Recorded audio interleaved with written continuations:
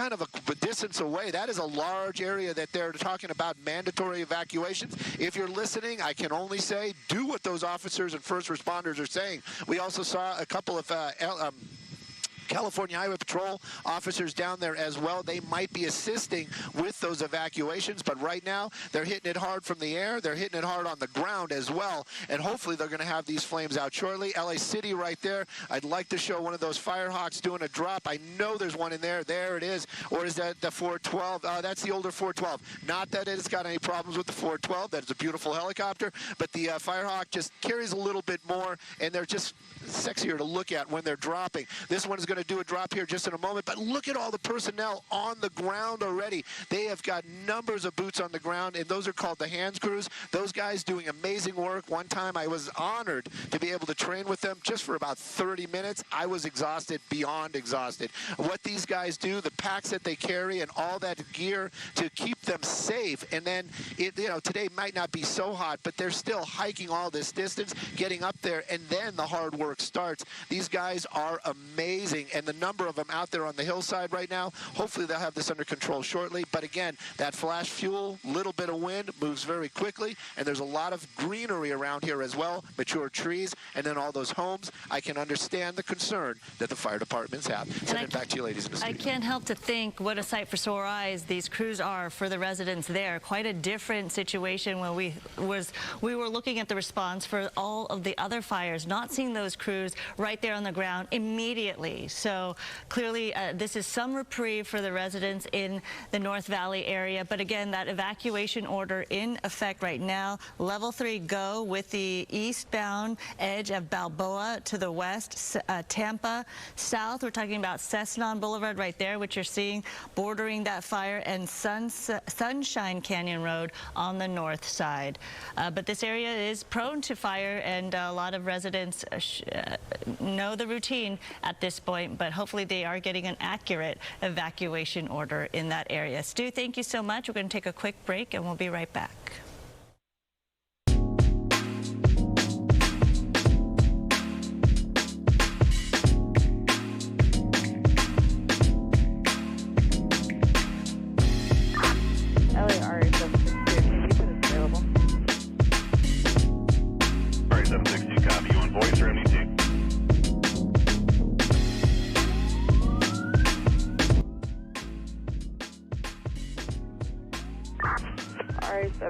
You can show us available voice. 762, copy voice.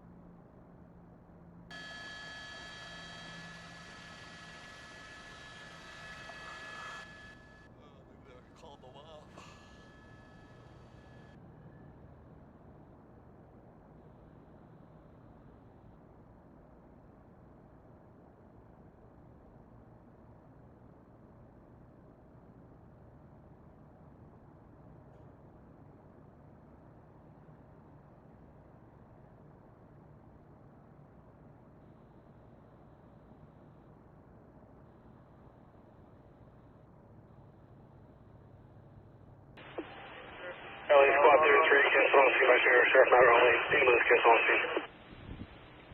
33, copy. And 233, copy. And the advisory lifting. Confirming Sheriff's ambulance, sorry. Now being extended into Friday, and this applies to just about anywhere across Southern California outside of our beach communities where the humidity levels are, of course, a little higher. Meanwhile, outside of our beach areas, we're looking at dry conditions, 6 to 8 to even 12%, and we are bone dry, and that unfortunately the reason why we are under red flag conditions, that if a new fire were to spark, it could rapidly grow and spread and get out of control. So we'll have that red flag in place again through tomorrow. High wind warnings, as I pointed out, where gusts are 65 plus, even the opportunity, unfortunately, of 75-mile-an-hour winds in some isolated areas across Ontario, San Bernardino, Riverside, Fontana, Rialto, pushing southward, Lake Elsinore, Temecula, as well as portions of Orange County, downwind of the Santa Ana Mountains, Irvine and Anaheim could be seeing these similar conditions. The strong winds have adjusted and is now pushing a little further to the east as that area of low pressure that was offering and providing the upper level support is also shifting. So we're seeing what's happening in the upper levels of the atmosphere and seeing it on the surface level. And looking forward ahead, we'll be watching locations across Santa Clarita Valley. Wind advisories currently in place. Also through Friday for the same vulnerable fire zones.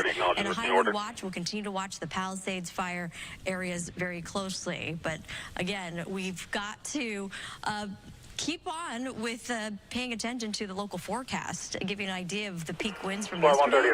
Fremont Canyon, Arrowhead Springs, Madison Truck Trail, over 90 miles an hour. We're not going to see that today, so that's a hint of good news, but we are going to be experiencing winds, unfortunately, just strong enough. We've got this area of high pressure, as I mentioned, and the pressure gradients are relaxed a little bit, and that area of low pressure is shifting out of our area, but the western periphery of that area of low pressure is still providing just enough support to lead to those high wind warnings, again, for the Inland Empire communities and Orange County. Breakdown 7-day forecast, 70s. It's going to be a warm afternoon out of the windy areas, and we'll look forward to mild temperatures, and winds could make another return. Santa Ana winds next week. Traffic conditions. Do you want to do traffic conditions? Oh, okay. A reminder, PCH is closing both directions near the Palisade Fire from Malibu to Santa Monica. Send it back over to you two. Good morning, Melvin. Good morning, Jen.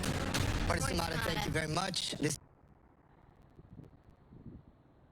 Conscious person 17, squad 90. Switch to dispatch, correction, command 20. She's here at the Pasadena Humane Society with her dogs because at this time, because you don't have a home, this obviously is a difficult decision for you, but just to have them take care of your pets for now. Yes. Yeah, our house burnt down. I was staying with a family member and lost all of my pictures, all of my documentation. I guess we lost her signal. Okay, we'll check back in with Coco, but they're doing such great things. They're really helping. They really are. Yeah, the pets and the people who need it. And God bless foster parents for pets because, you know, it's a temporary situation. If you have room in your home, in your heart, please take in these pets. Both. They really need a safe haven right now.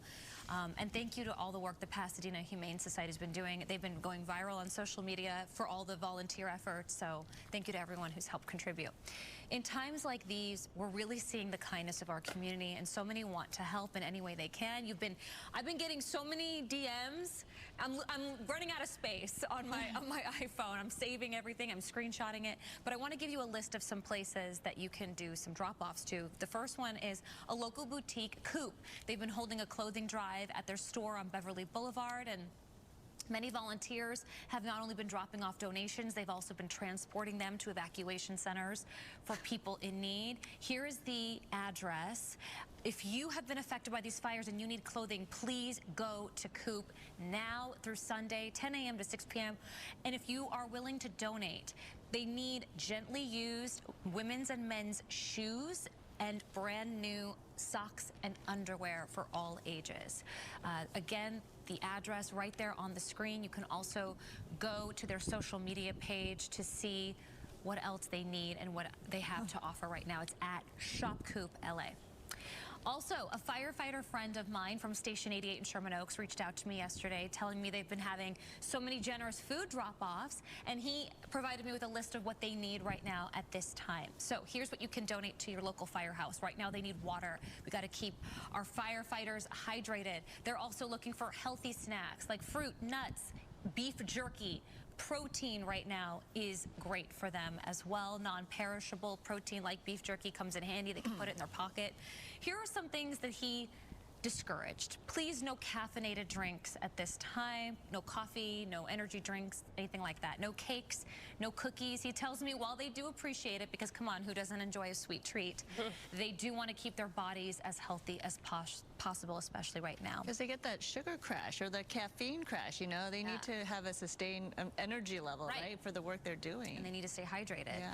And for those of you who live in the Studio City, North Hollywood, Burbank, Valley Village, Universal City, and Toluca Lake area, the Gary Marshall Theater has opened its doors as a donation site. And this weekend, they are collecting non-perishable food, gently used clothing, toiletries, blankets, masks, batteries and phone chargers, coats, and honestly, anything else you have and are able to donate at this time. They're located at 4252 West Riverside Drive in Burbank.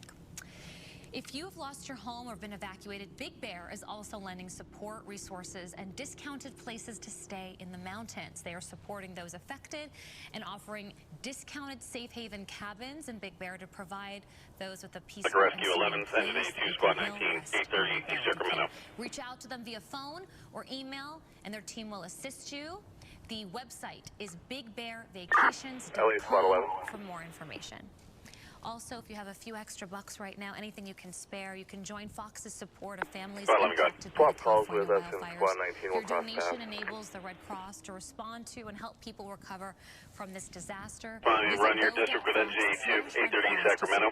These efforts, Squad or 19. scan the QR code on your screen. Responding 605 West Crosby. Squad 19 acknowledges swap. Responding 12 District 605 West Crosby. On Instagram. Thanks to you, I have found a place in Orange County and in the IE. Oh, good. Taking donations. Perfect. Yes. Want to get out to Stu overhead in Skyfox about this new fire LA that is 42, broken out false in alarm. Colorado Hills, the Archer fire. It looks like Stu, 42 the copy, call from the firefighters have automatic made alarm. significant progress on this. Significant progress and so freaking Copy, quickly. redirect, Oh my swap, gosh, you have responding no now, idea. 12 Take a District look at that. 605 West That's gonna be Crosby. the LA City Fire helicopter. He's looking for a hot spot to drop that water. Now, this is the area that we came up on, and when we arrived, it really truly was just a small piece starting right about there. Those high winds, that flash fuel ripped through here very, very quickly. But LA County Fire, LA City Fire, and also some Forest Service are out here as well. The dozers got here very, very quickly. Both of them. You got the county one and the LA City one. They're out there cutting lines, and all those crews are up there on that hillside working to put out some of those hot spots, doing it by hand. That is a job. Where are they getting their water from? Well, Sunshine Canyon is literally right there. That's where they're getting their water source from. If I can find it. LA. It's like, oh, somewhere right over here. Anyways, they're picking up their water right there at Sunshine Go for Canyon. Squad That's for 19. the helicopters. It is a Squad short 19, you've been jump swapped. from You're now there to responding get 12 dropped off District right Medical here. Rescue, They got 605 LA City West in there, Crosby, LA County 605 in West there, Crosby. And of course, you can see it right there. If you were watching Copy, this, 605 just West went on Crosby. the air, this was a lot of smoke. This was a lot of fire, and it was moving very, very quickly. Got a lot of mature brush right nearby, but you can see the job that they have done. Amazing work. They are talking about evacuations, though, in this neighborhood right here. And I can also tell you, I'm going to double check it while we're live, Balboa Boulevard, they were stopping everybody right about Knollwood. If you know that area, it's right by the fire station. It looks like it is still closed down northbound. They're allowing people to get out of the neighborhood, but they're not allowing anybody to go north on Balboa. So if that's part of your drive this morning, trying to avoid the freeway, you better plan on something else. Not sure when they're going to reopen it, but right now that firefight's still technically ongoing because just one little ember could just really get this thing to pop off one more time, especially with these winds and all that dry fuel around here. So they're going to make sure this is out before they're saying we're going to lift those evacuations and also reopen the roads. Another evacuation warning area they posted. So there's an order and a warning. So the warning is for areas east of Tampa and the border is Balboa, as you mentioned, Rinaldi, to Cessnon. So that is kind of the level 2, as we say, just be ready, right? It's not go right now. So as you mentioned, though, Stu, they're making good progress, so it's looking good with a lot of resources there. And we'll check back in with you in just a little bit. So coming up, we are speaking to a mother, I believe, who lost her home and her children's school is in ashes. So after LA Patrol 102 is available. Can you give us that fire alarm in 102's district? We'll be right back.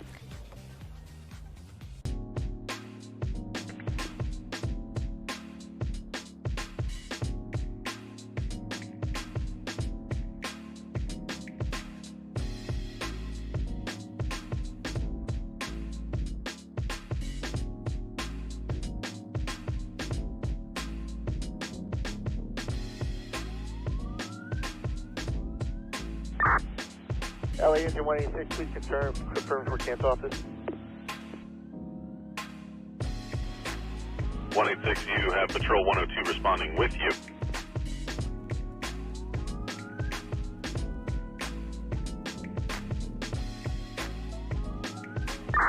Copy that.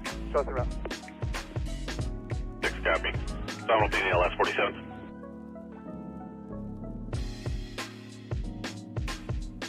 LA Engine 62s and 102s area, give us that fire alarm. Copy, you've been assigned. Engine 186, you can cancel. 93, squad 93. 93, respond, sick person, your district, 5166, Opal, cross the smoke tree, squad 93, acknowledge. Squad 93 is en route. 93.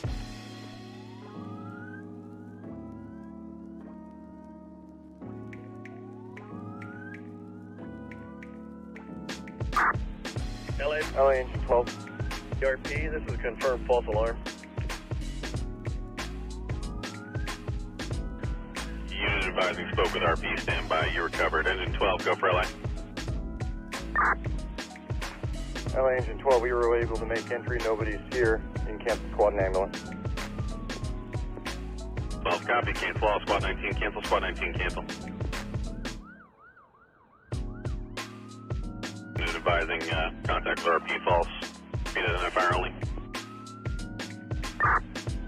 LA Patrol 102, false alarm. 102 copy, false, that's 62 copy.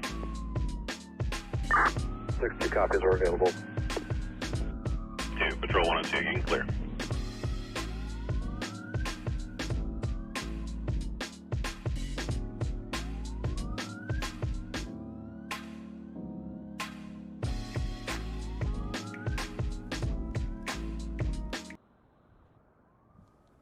As you've been watching the Eaton fire devastate the Altadena community, one woman has lost almost everything, but she is stepping up right now for her community. My city burned. My kids' 1801, go ahead. also in smoke. Release from the Archer Fire available voice to Park 1010. Also gone. And here in despair, I decided copy, voice 1010 on the timer to Park from Mark. Something for my community. Wow, that is so tough to see and hear. That is the voice of Joan Wynn. She's joining us this morning right now to tell us a little bit about what she has started. Joan, thank you so much for being with us. And we're so sorry to see all this is just such a needed part. It's terrible, absolutely terrible. But what you're doing is really taking your energy and putting it towards some positivity and trying to help others. You started LA Family Support. If you can tell us what that is and how it's helping other local families. Absolutely. Thank you so much for having me here. I feel so grateful to be here and be safe with my family. So there's so much gratitude there.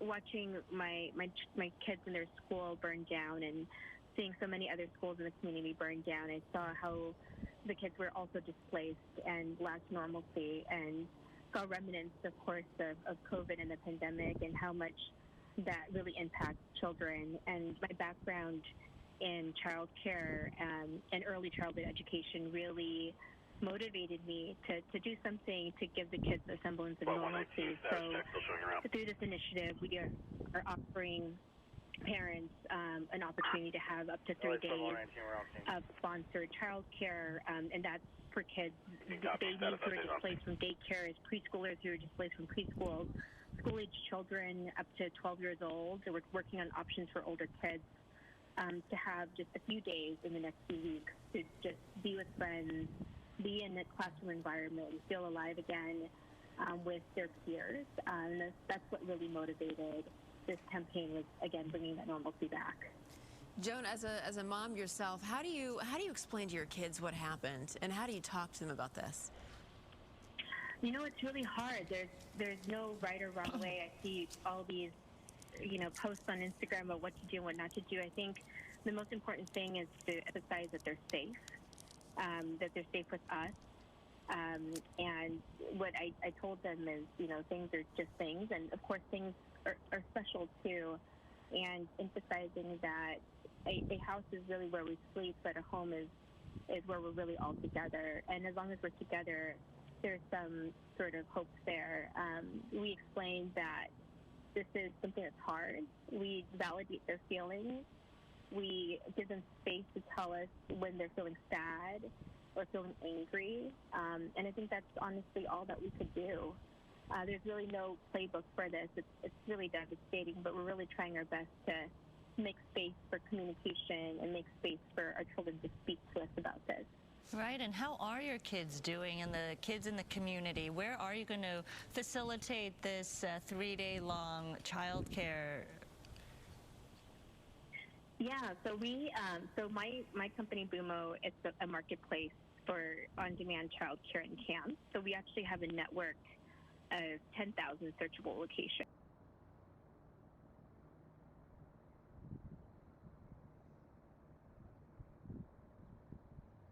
We already did the normal 11:30 thing, I'm pretty sure. What time is it?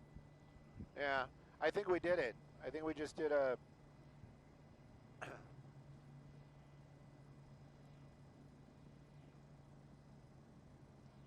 ALS 761, sorry. Skyfox is calling this a knockdown. Everybody can go back home.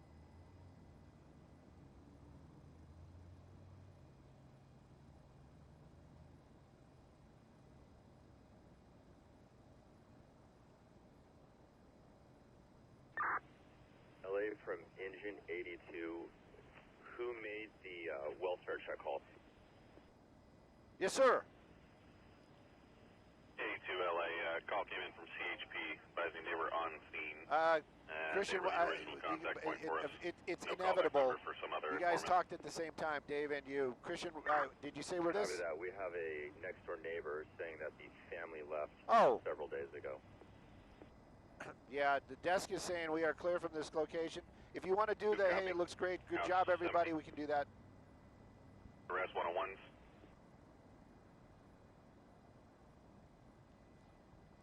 Yep.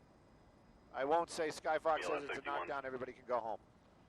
But won't say that. Would you like me to discontinue the ambulance?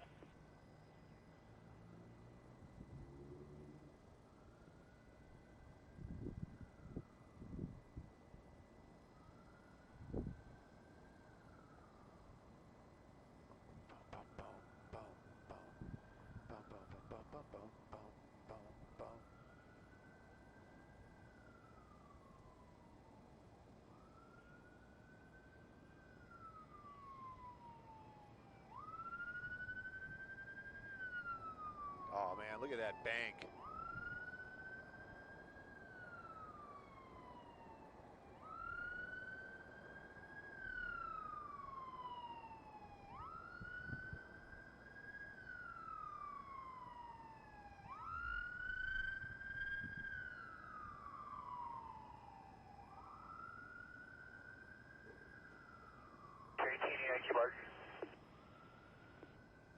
Team copy, quarters Barton.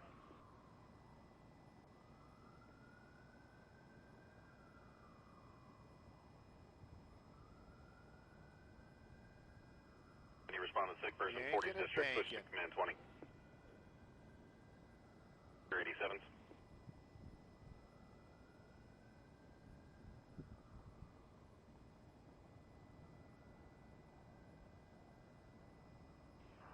LA water tender 156. Oh, we're live. 6 release from the Archer, go ahead. Hey, if anybody's watching, you guys joined us late. It's all your fault. For me and you. That fire pretty much, you know, I'm not the guy to say it's out, and if you heard me saying that earlier on, I was, you know, I was being me. I was being sarcastic. We are doing some work. If you guys are local, turn on 11. We got Good Day LA Plus going on. We are going to do something live there, and if not, just hang on. We'll be back with you in just a moment. We're not going anywhere. You're going to hear me just ramble, but that's all I do anyway. You hear me ramble even if I wasn't doing Good Day Plus. But at any rate, this was a fire, a couple acres. It could have been so much different, but LA City Fire, LA County Fire, and the Forest Service, I think they trained nearby here because they had the dozers here, like so fast.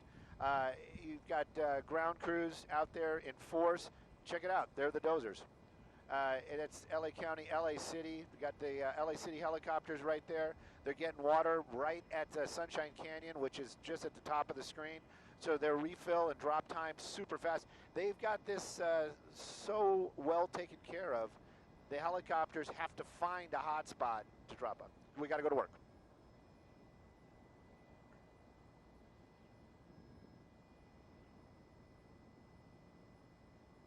Outside 121, engine 6-4. 6-4 responding outside investigation 121, 23546 Jubilee, cross Charmingdale. Engine 6-4, acknowledge.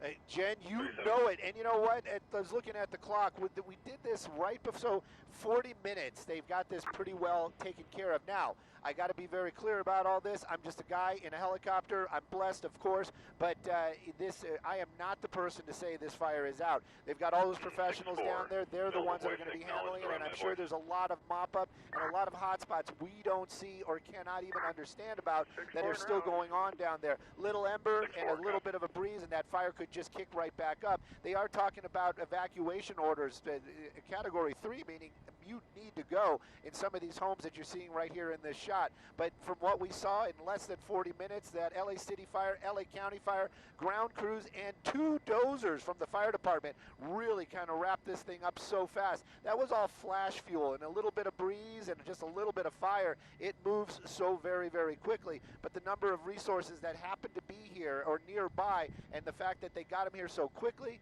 that really took care of all that open flame so fast. Now, I couldn't find it earlier on, and I'm making jokes with myself that I'm going to miss it again. There it is. That's the actual helispot right there where they actually get the water. That's going to be right by Sunshine Canyon. So those helicopters, they didn't have far to go. They jumped over there, got their water, came back over here and dropped it. Just moments before we went live, we know that they are really starting to wrap this up because the helicopters were having to find spots to drop water on. When we arrived, there was a lot of fire, a lot of smoke, and these guys did an amazing job. LAPD down there also working to keep those evacuation orders in place. Do what they say, listen to what they're saying. Those guys know way more than me up here, I can guarantee you. Balboa Boulevard, got to throw that one in, and then I'll toss it back. Balboa Boulevard closed at Knollwood. If you know the area, it's right by the McDonald's, by the fire station. They're turning you around. Northbound is closed. Southbound, they're allowing traffic to leave. That might be in place for some time. Send it back to y'all. See you.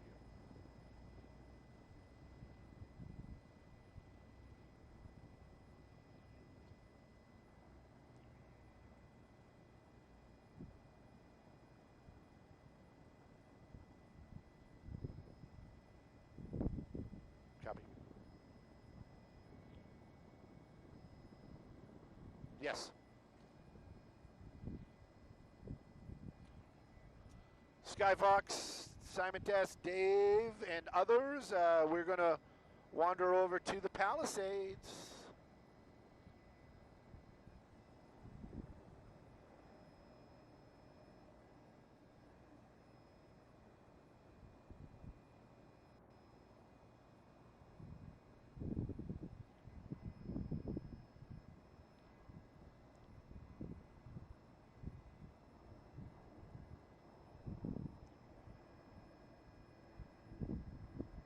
Sure, we'll take a peek.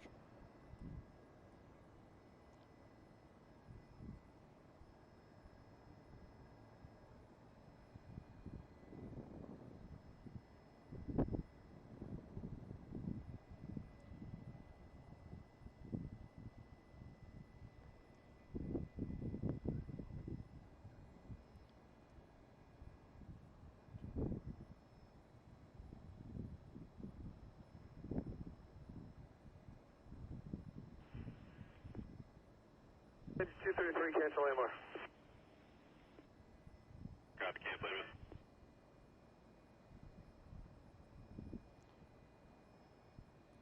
Fire alarm with reset 169s into 244, 2335 southbound.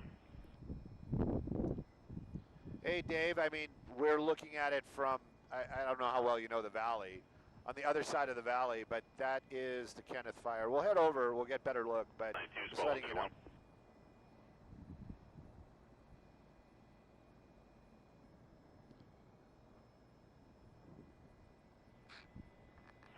LA show squad 131 en route.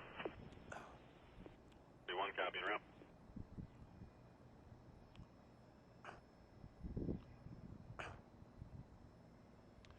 Show? We're still doing the noon? Okay. 1,000 acres. Copy all. We'll be here. Or there.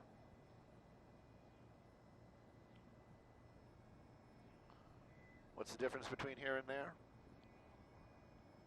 T.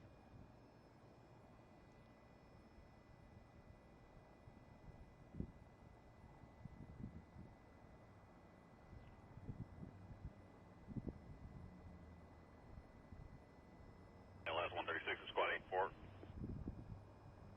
LS 134s.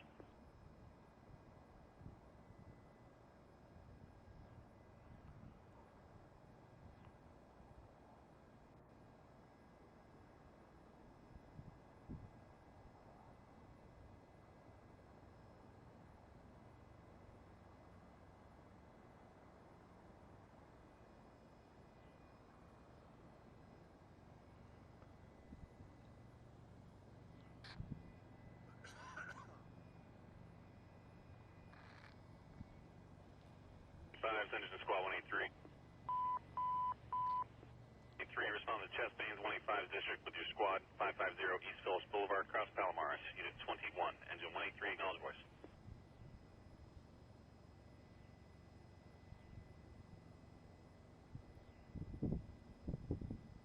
Dispersed 64s.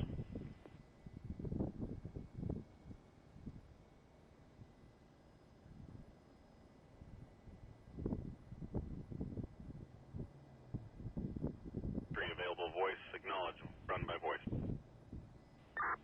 183 en route. 3 cap.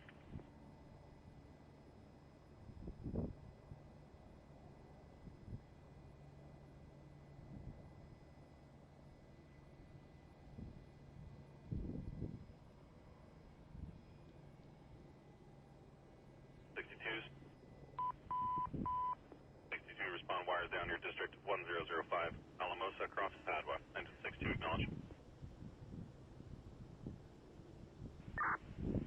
LA engine 62 copies response. 2 copy. Break 244 LA.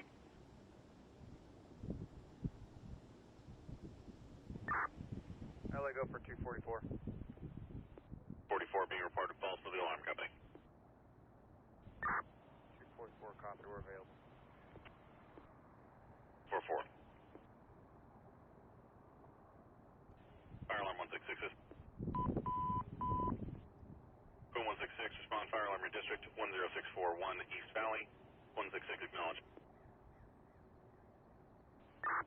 166 en route. 6 en route.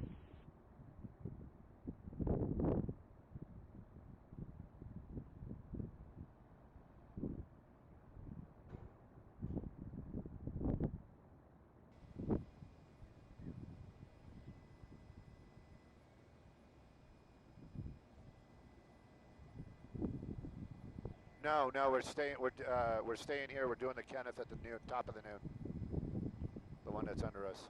I'm just keeping an eye on these guys, even though they're far away.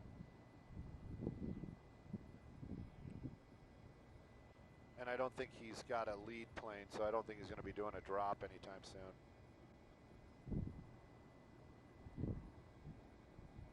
Or maybe he is. Nah, he doesn't have any flaps there or nothing.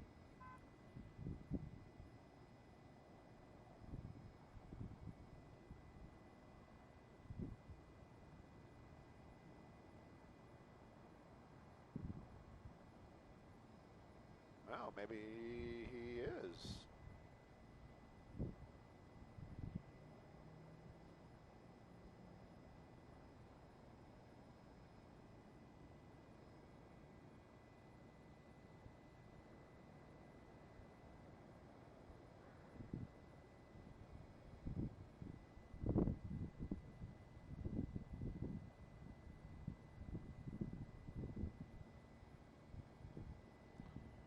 But did you dealt it?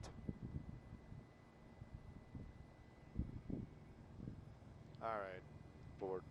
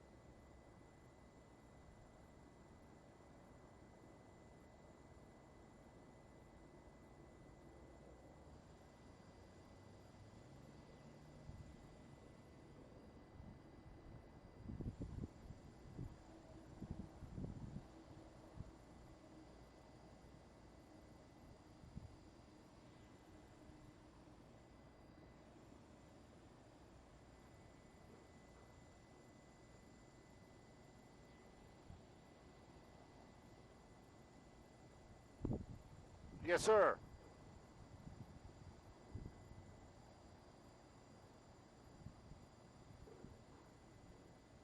Okay. All right, cool. We're at a different fire, but we'll make it happen. Copy all.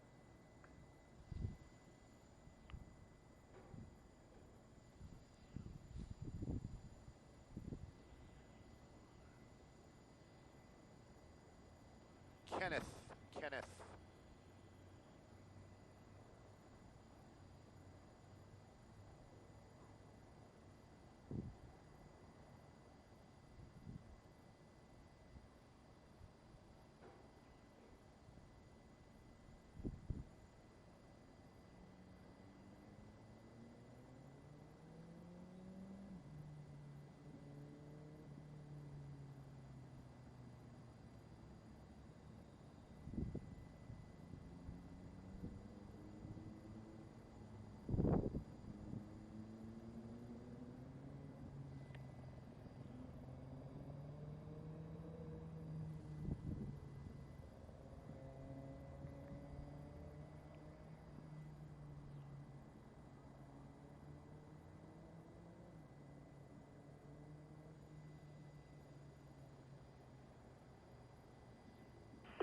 LA, engine 136, cancel squad.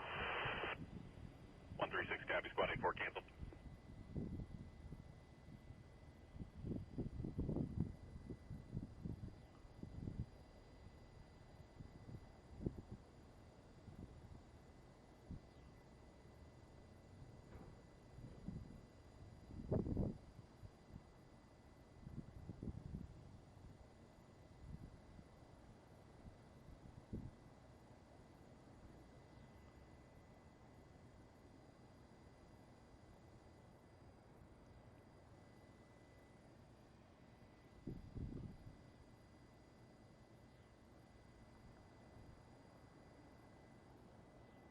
LA engine 5141. Oh my gosh. 5141, go. 5141, show 5141 and squad 101, transport to Pomona. I know we're flying a lot because the media copy, cards BBC with that we 12, record on, every time I look up, they're full. And every time I look up and see they're full, I clear them. So, yeah, we're flying a lot.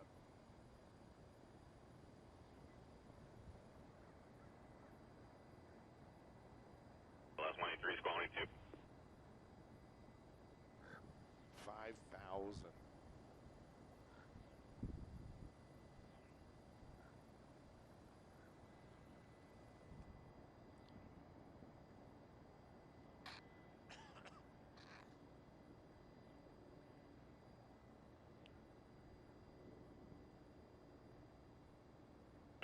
LA 92, cancel Those squad. are trees. 92, copy, squad 92, cancel. Ash.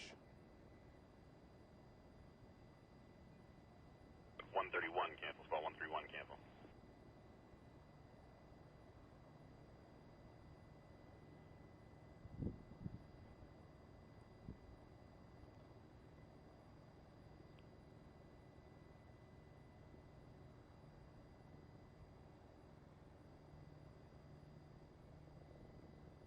Stand by.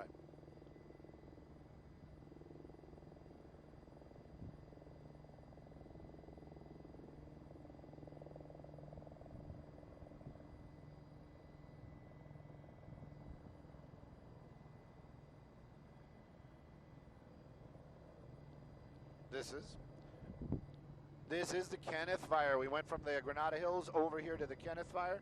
Taking a look at that, 1,000 acres, like you said, 35% containment. Those numbers actually are huge as far as containment goes. But this was another one, broke out early late in the afternoon. Actually, I was at home watching Fox, and I watched them do the coverage out here, and they hit it hard and fast as well. Look at all those FOSCHEC lines. Now, these are all the aircraft that were actually over at the Paradise Fire, and when this started, they saw that flash fuel. They knew about all that wind, so they brought in the FOSCHEC, dropping big aircraft right off the bat. They have definitely kept this thing in check quickly. Now, this morning, Skyfox was over here. This was our first stop, actually, because there was a big flare-up, a lot of fire going on out here, and it was basically the same thing. They had the crews out here. They were doing their thing, but a little bit of ember and a little bit of wind in the wrong direction, and that flash fuel, and it started right back up again. Right now, though, I can pretty much say there are a couple of hot spots, but the number of firefighters that are down there, this is going to be Ventura County and also LA County Fire Department. They're working it together out here.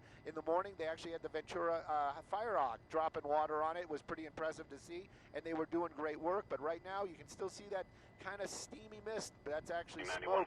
That's not a good thing. But the firefighters, they're here. They know about it. And those hot spots, like you said earlier on, it's like whack-a-mole. They're going to be running around trying to make sure all those hot spots are out before they leave. And, of course, that containment number's got to be 100%. But look at all those homes that were in the path of danger. They were all saved, no damage, everything is good. Sending it back to y'all in the studio.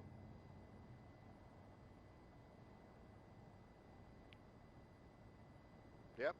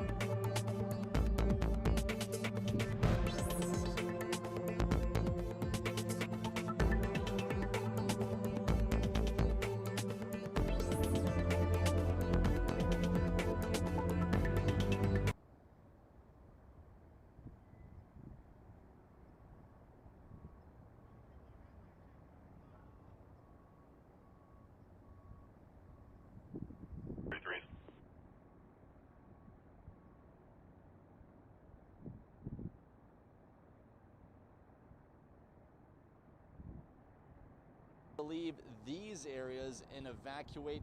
Officials are now telling people outside the evacuation zone even that they should stay inside and keep their windows closed because the air quality has gotten so bad from all the smoke coming from these fires. Garcia.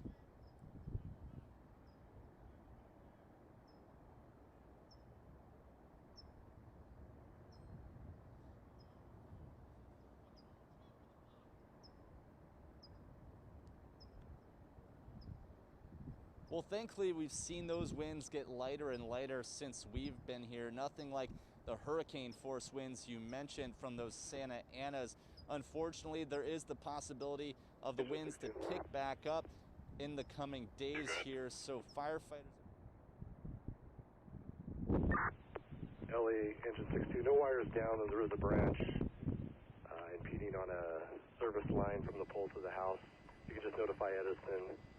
1005 Patawazi address, non-emergent.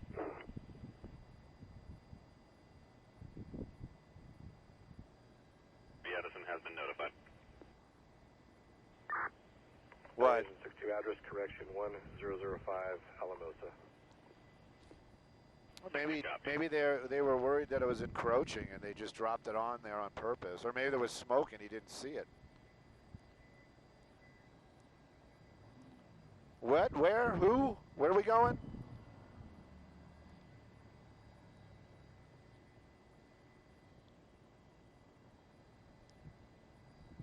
No. I don't know if we can. Okay, so does I was told that the 12 o'clock wanted this, but do you want us to go there? Does everybody know? That's my question.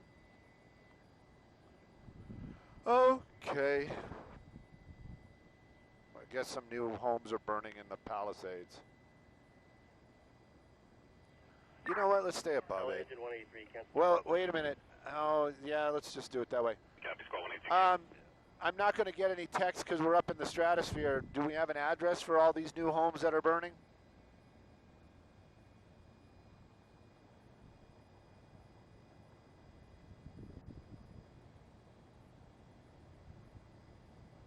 Or maybe they're over here.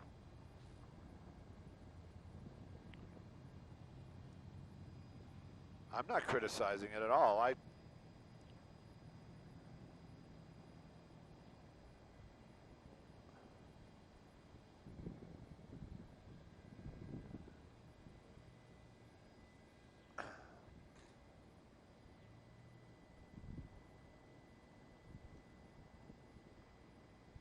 This is Palisades. We're going back to Palisades. No. I don't even know if that's a house. We're just told new houses are burning, so we're just heading over there.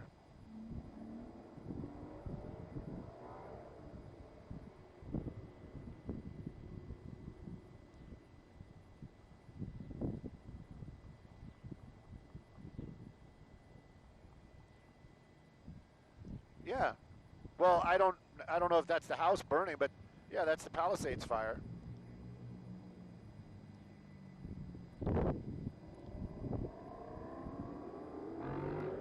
Okay, that's what I thought.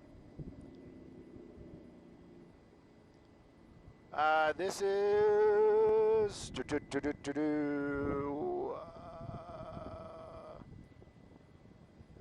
trying to get you a street name. It's just telling me it's Topanga State Park.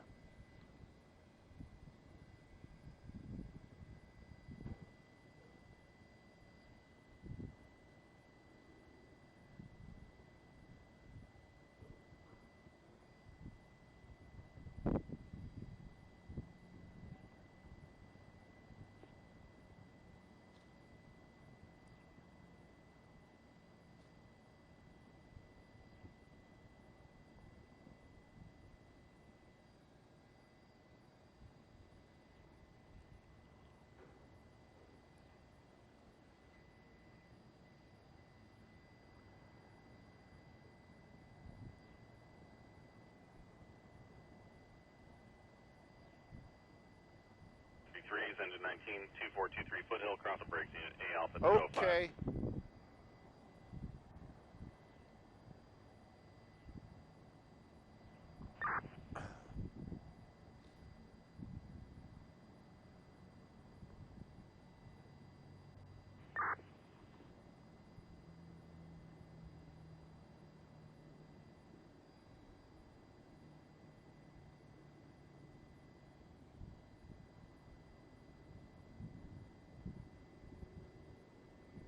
Was it coming over here? LA Engine 91, you cancel squad. Yeah, I was just going to say, you know, they need a lead. 118 cancel.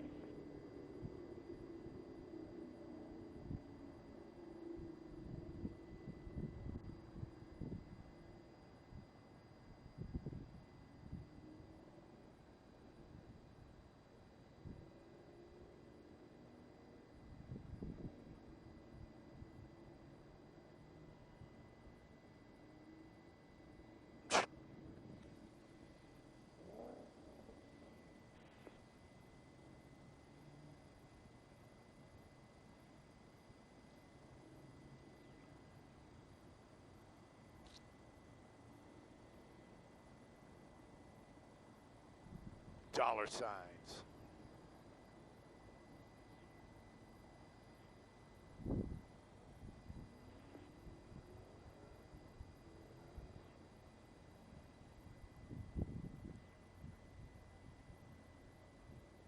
Right here? Is it nearby?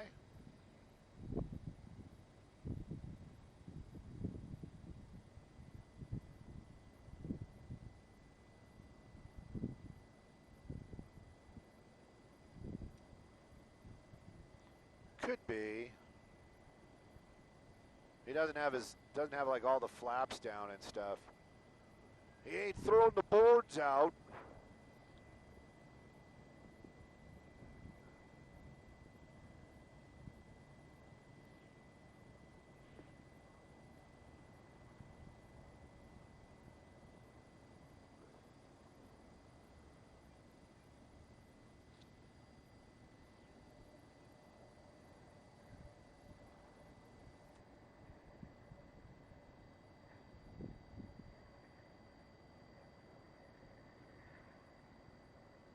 Yeah, I wonder where they are going.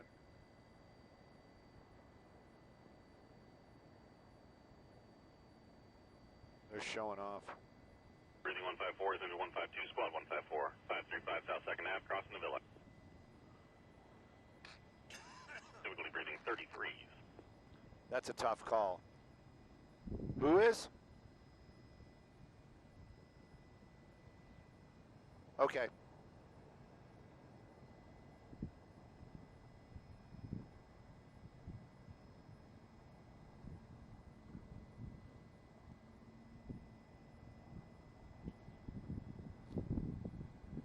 My gosh, where's he going? Hope Mark's going to talk for a long time.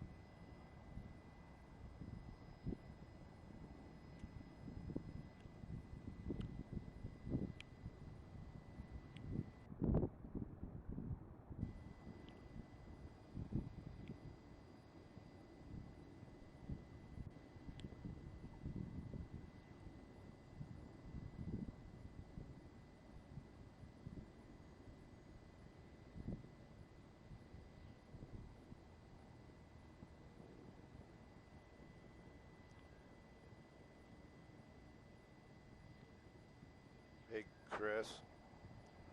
I'm trying to, yeah, thanks. We're live on another station. On that other station.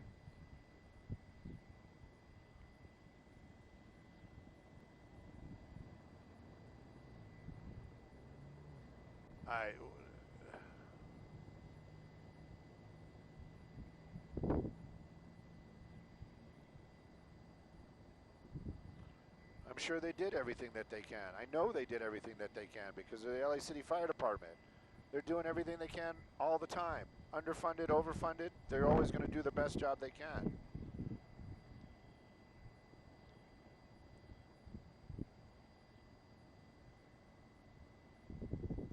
We're down 19, engine 82, 1224 Inverness, cross Madison.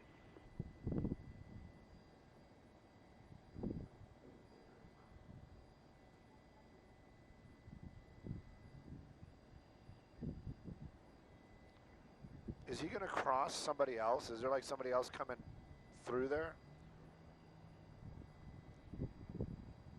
Is he joining the circle or did he already drop?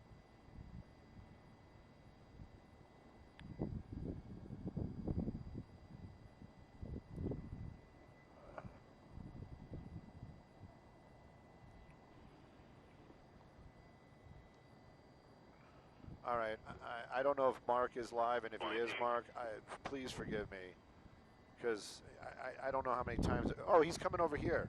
Oh, I see where he's going to drop. All right, I'm going to go back to it. If Mark has my audio up, I'm going to go back to it.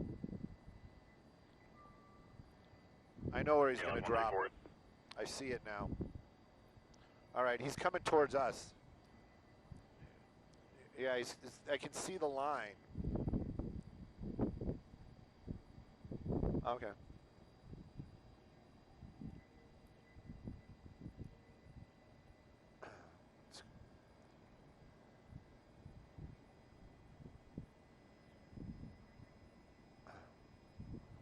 That's what I'm saying.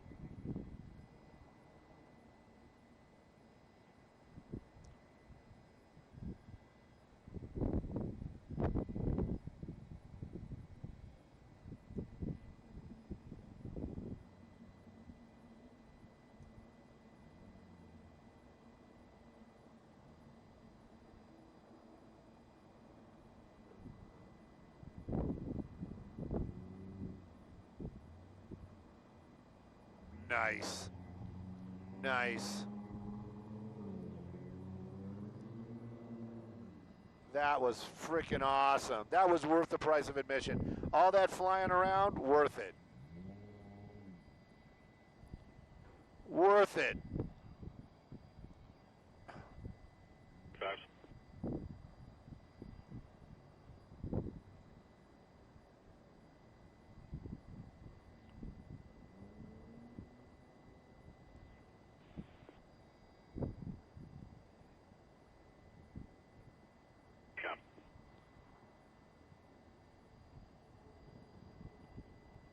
Is it Case flying it?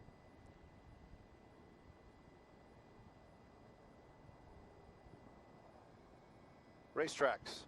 Doing racetracks. Isn't that racetracks? Ovals.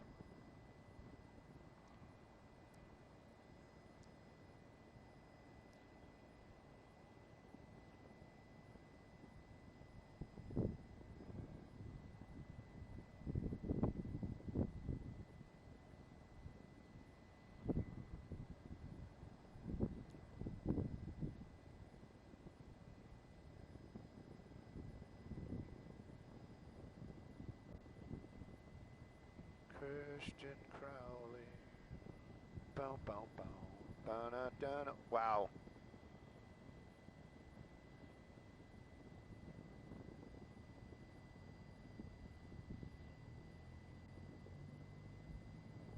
No, she always looks like that.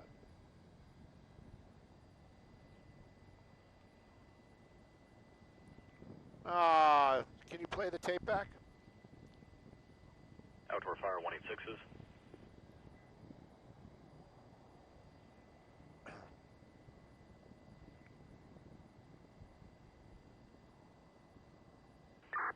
LA Squad 154.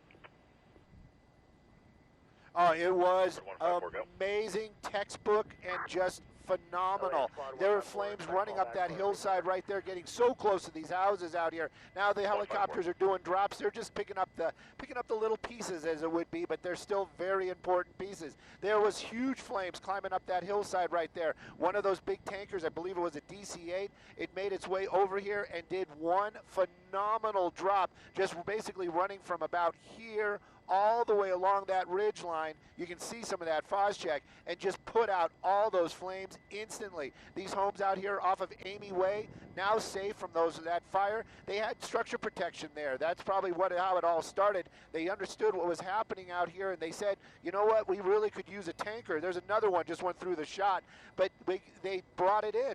They got the lead plane. They were out here dropping the Phosgec. They brought it in, and they put out a majority of that fire. Those helicopters, they're probably going to stay around. They're going to do a couple more drops once the fixed wing are out of the way.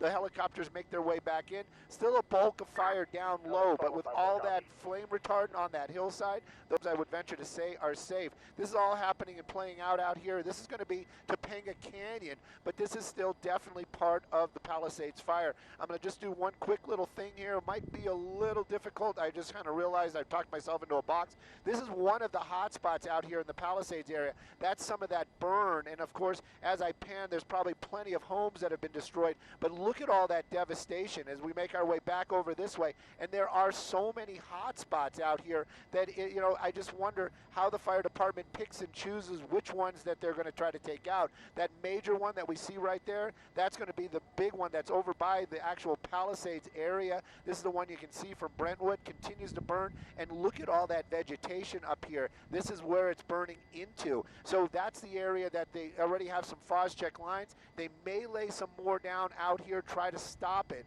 But this is that firefight, and it continues. The winds have lessened. That is for sure. But as far as some wind, it's still here. But anyways, that's the firefight happening out here right now at the Pacific Palisades area. Back to y'all.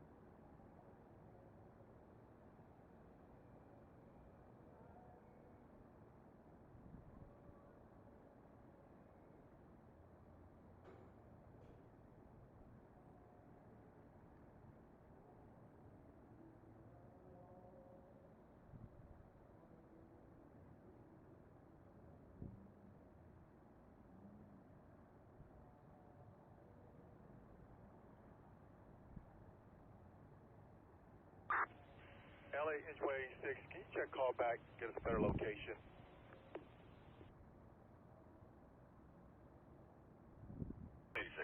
Copy. Checking with PD. They were our informant.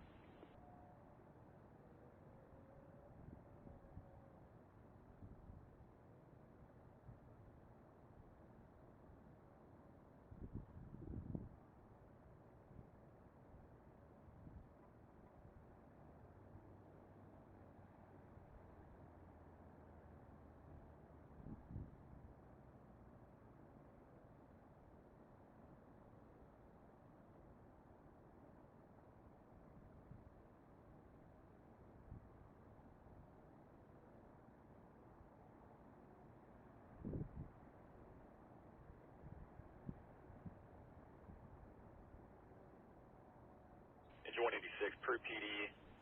They have nothing further. Their unit's just going on scene. LA Engine 186, copy. We're on scene with Pomona PD.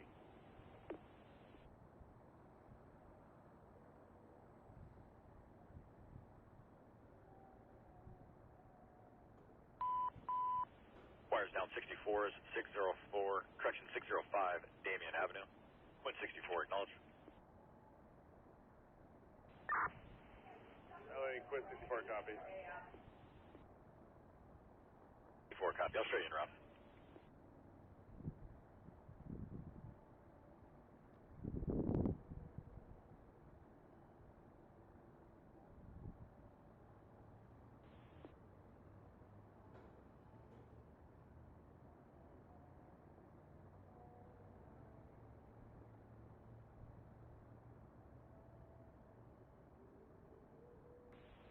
LA Engine 186, we're UTL. We spoke with Pomona PD. No answer, call back. 86.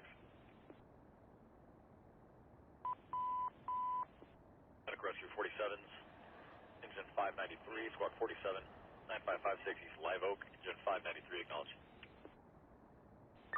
593.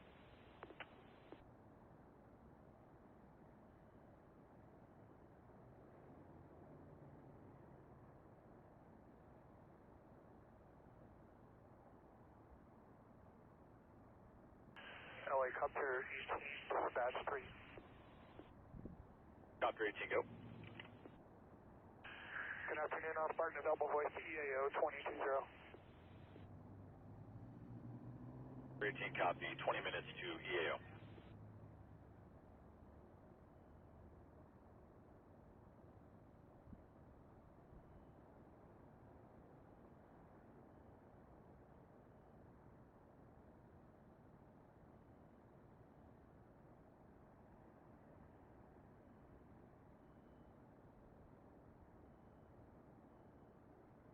Reading 151.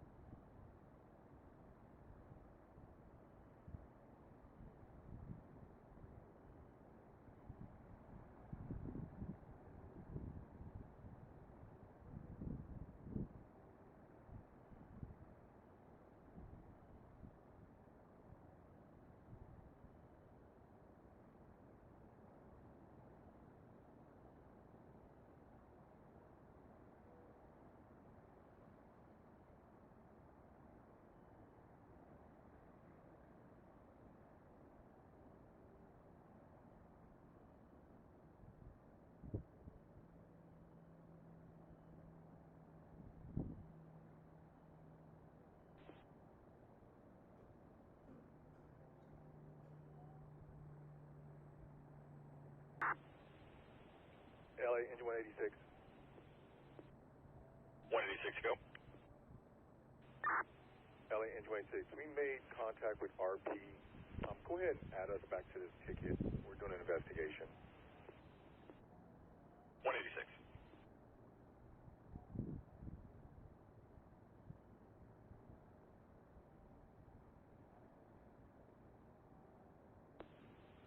I quit 6-4.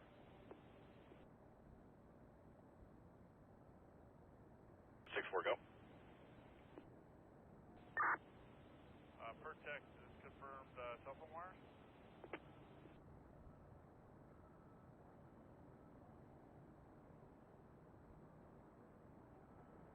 6-4.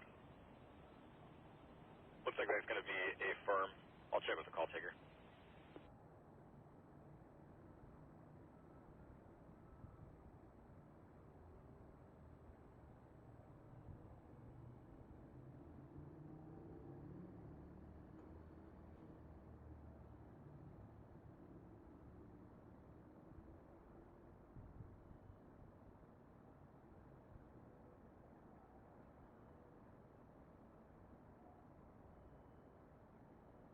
That's a firm. Going to be telephone wires. I copy. We're going to go, Bill. Copy. LA Squad 11.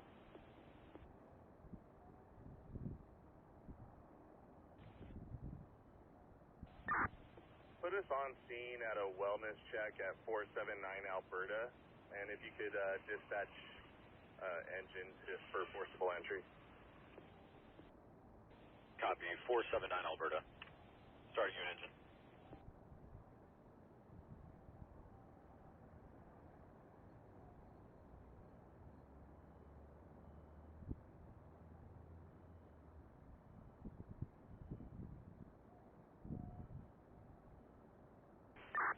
LA engine 19.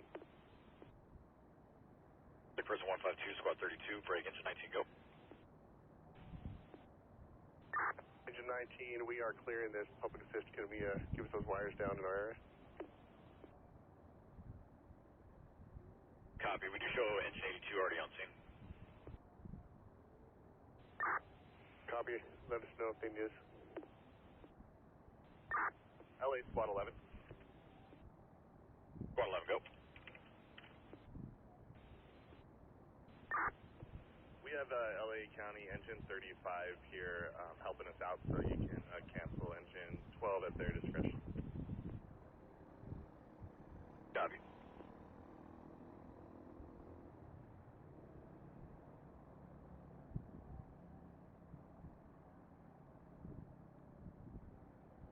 LA.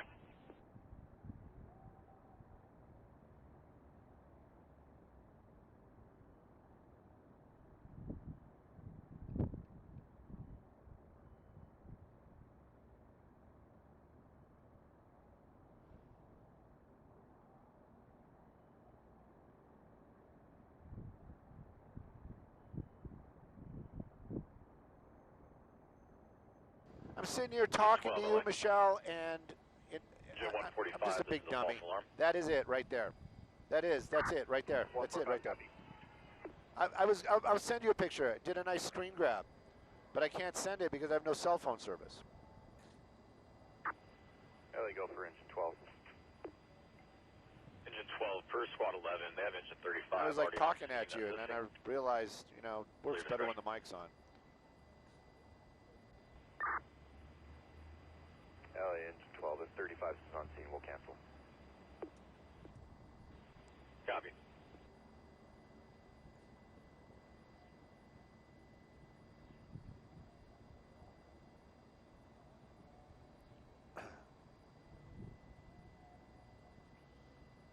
I mean, there were some problems nearby. Look at that. And then there's a whole cul-de-sac right over here.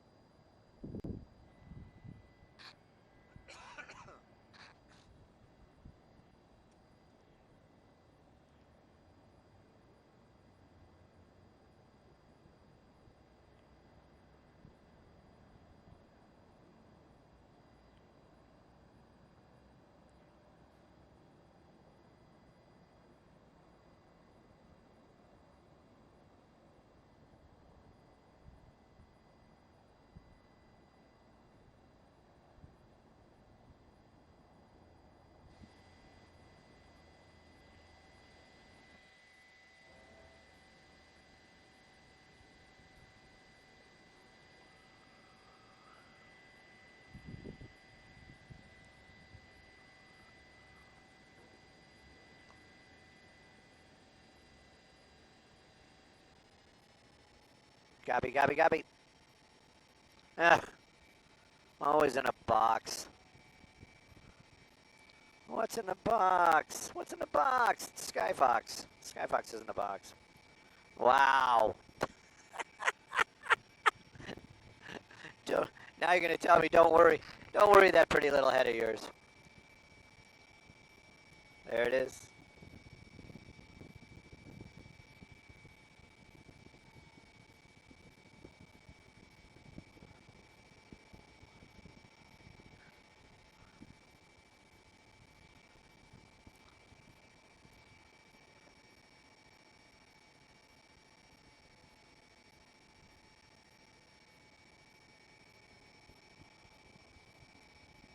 Alarm 118, engine 145, 17380 Railroad.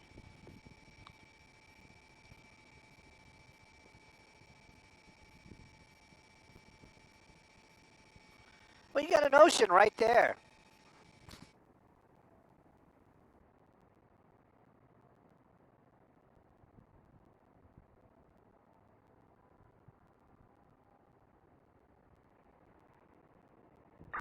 LA engine 145.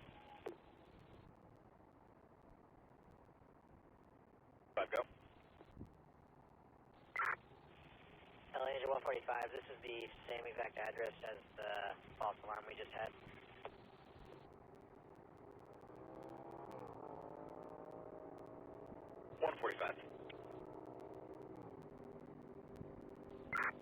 LA 145 confirming the alarm company already canceled. False alarm.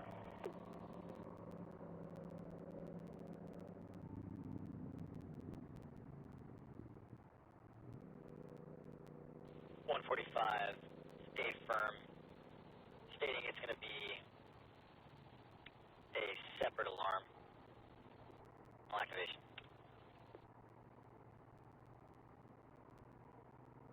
On your last run, haven't confirmed on this one. 145 copy, we'll be en route. 145. Investigation inside 101s, engine 5, 141. 185 East 6th Street, engine 5, 141, acknowledge. Engine 141.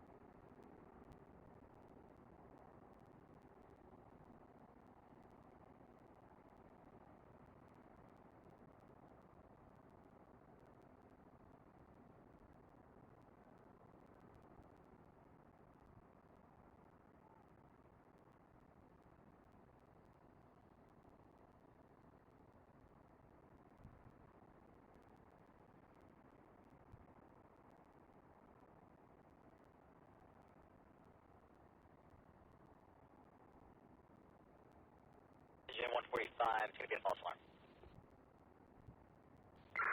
145, copy.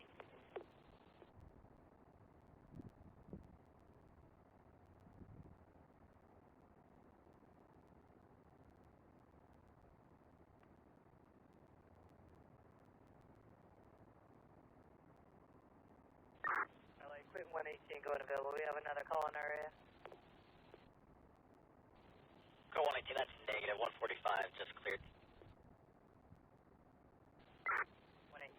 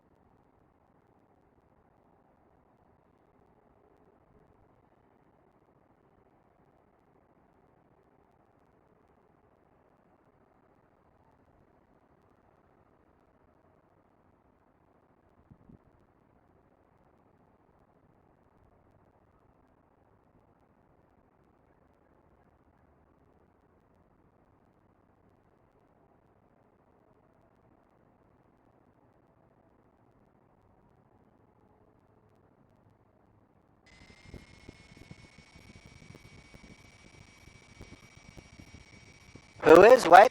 KCal? Copy all.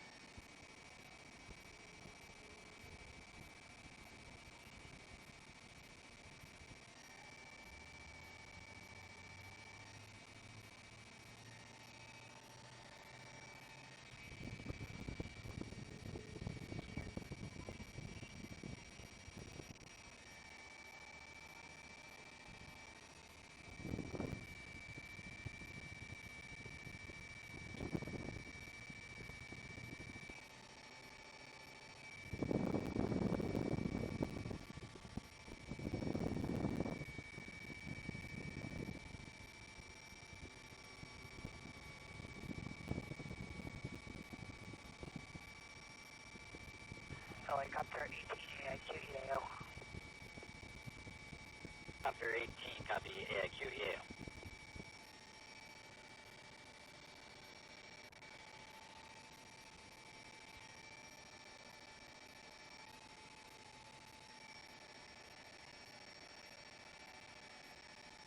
Alarm 86s.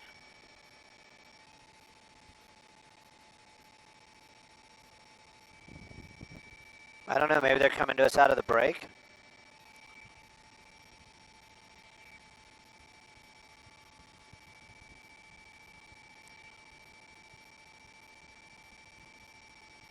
What do we got for fuel, sir? Chris?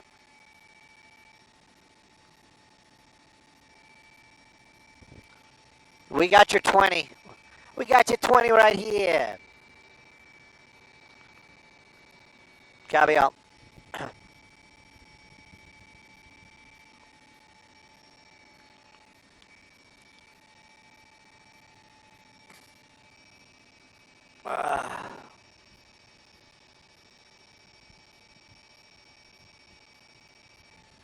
Okay.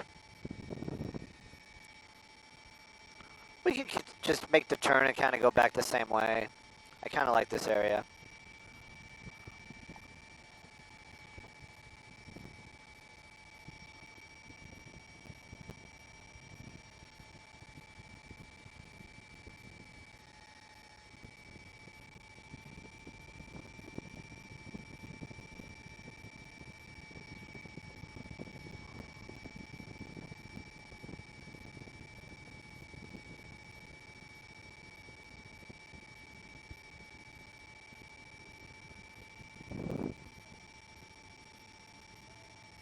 Oh.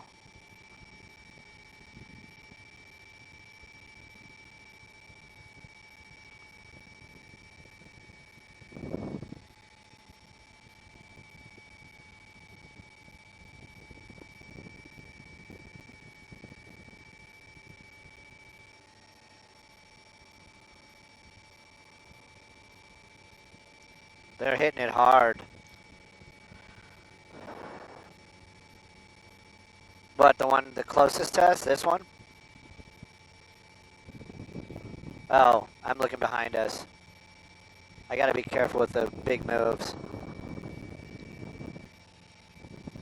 Yeah, like if I swing it around to the nose, that's a big move.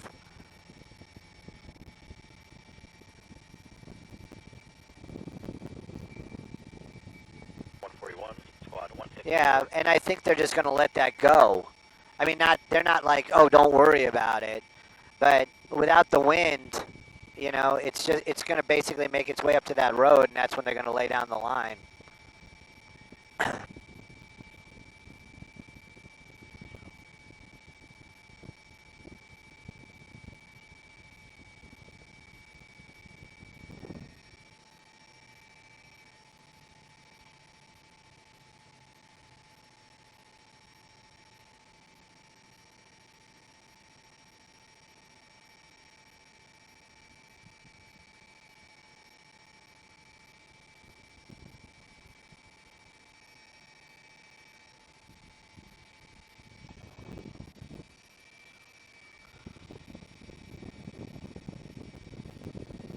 No, they said 20 more minutes for the show.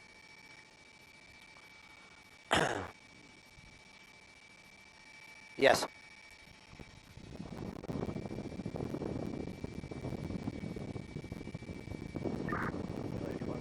Okay.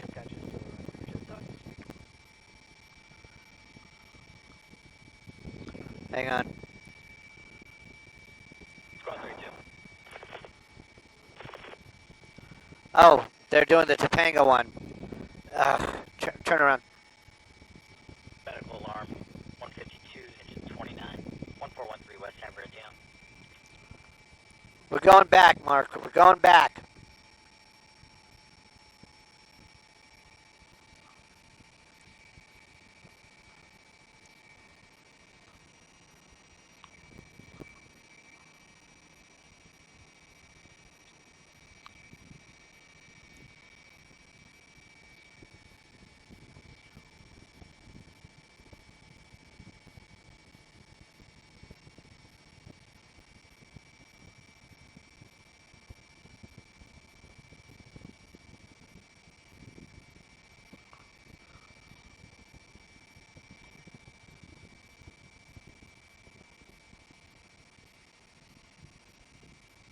Nope.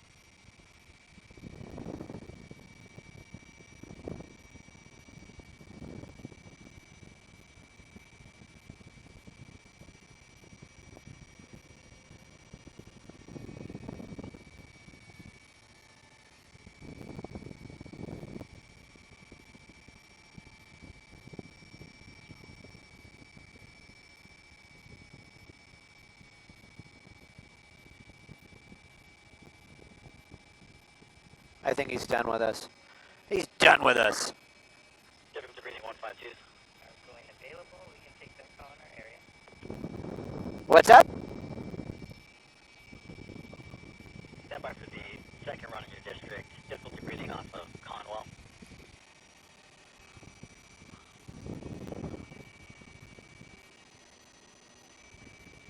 At 153, cancel. At 152, you have squad 32.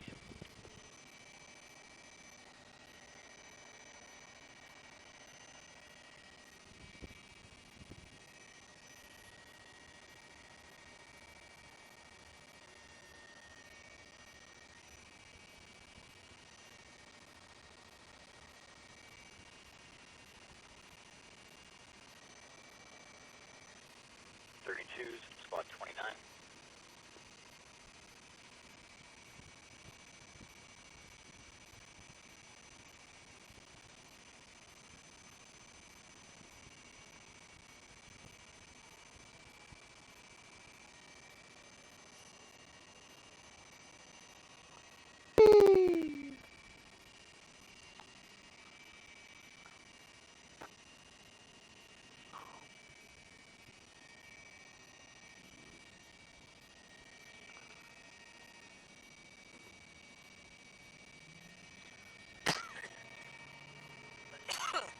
Dying back here.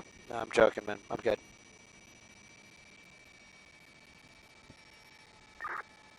LA engine 86, false alarm. 86.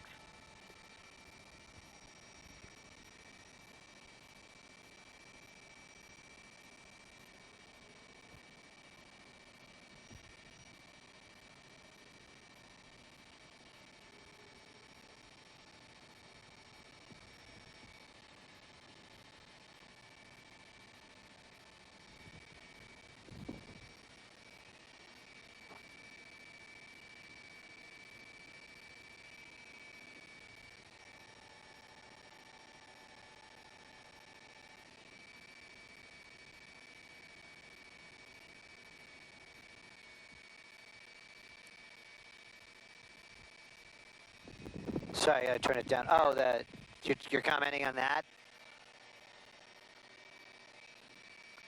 No. Yep. Oh no.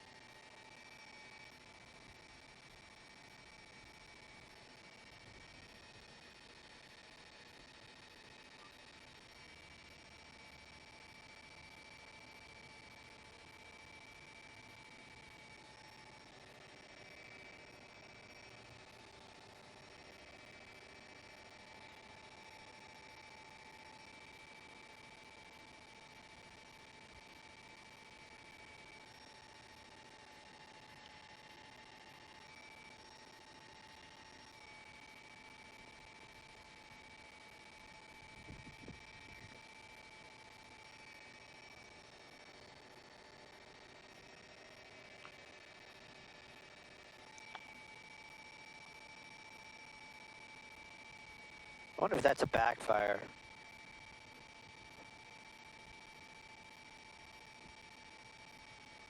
Nope.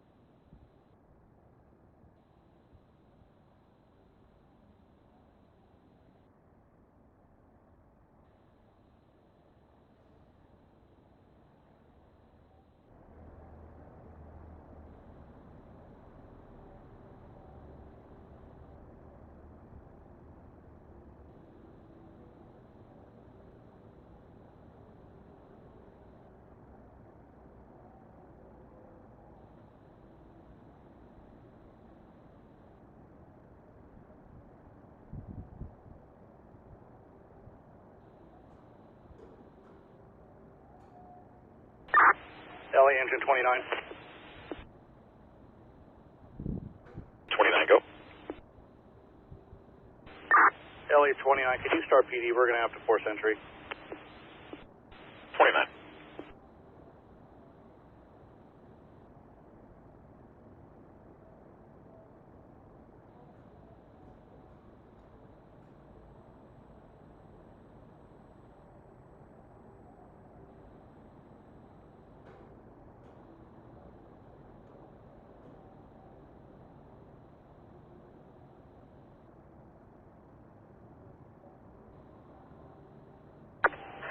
LA engine 111.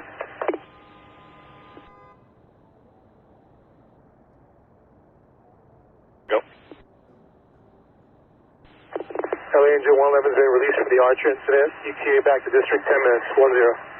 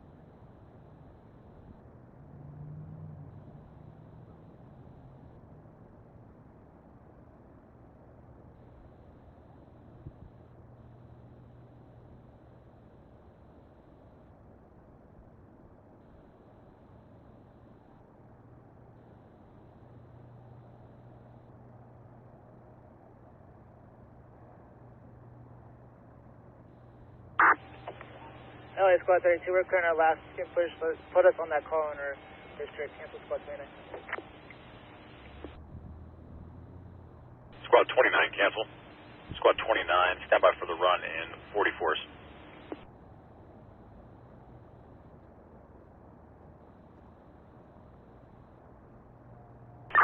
LA engine 29. Engine 29, go. LA engine 29, two things. If you could check callback, and then before we force entry, just confirming address of 1413 West San Bernardino Road, Unit E. Squad 167, cancel. Wires down 5s.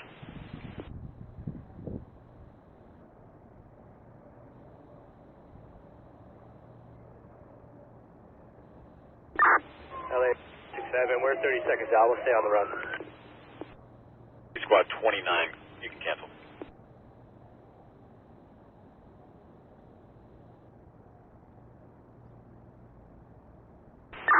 LA engine 244, cancel my squad. Squad 167, cancel.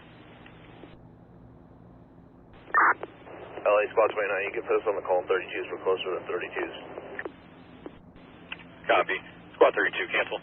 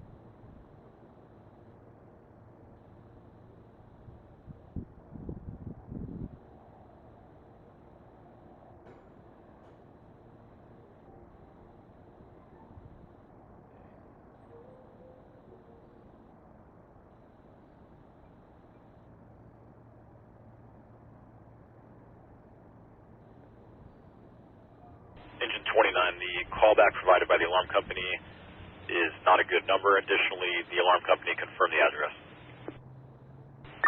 LA engine 29, copy.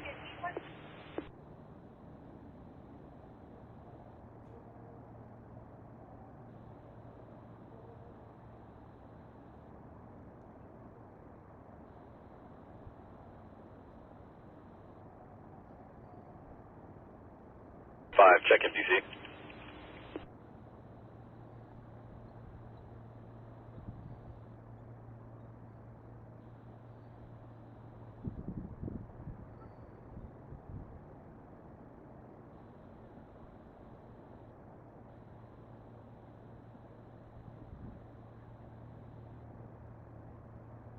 LA engine 143, we're back at district. You can release our move up.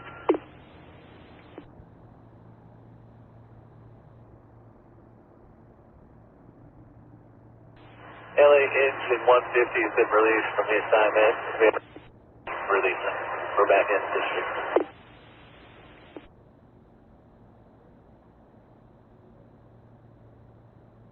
43 LA copies your traffic. LA copies.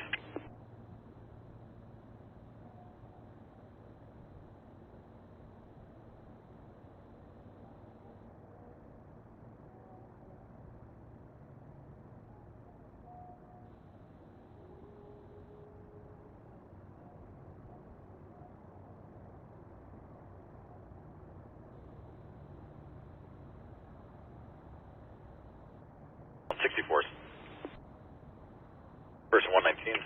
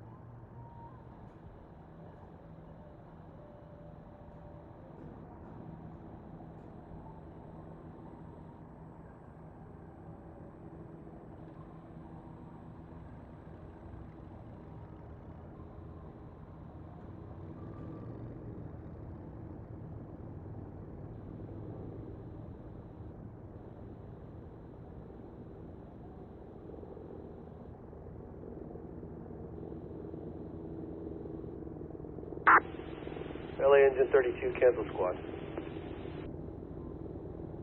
Squad 29, cancel.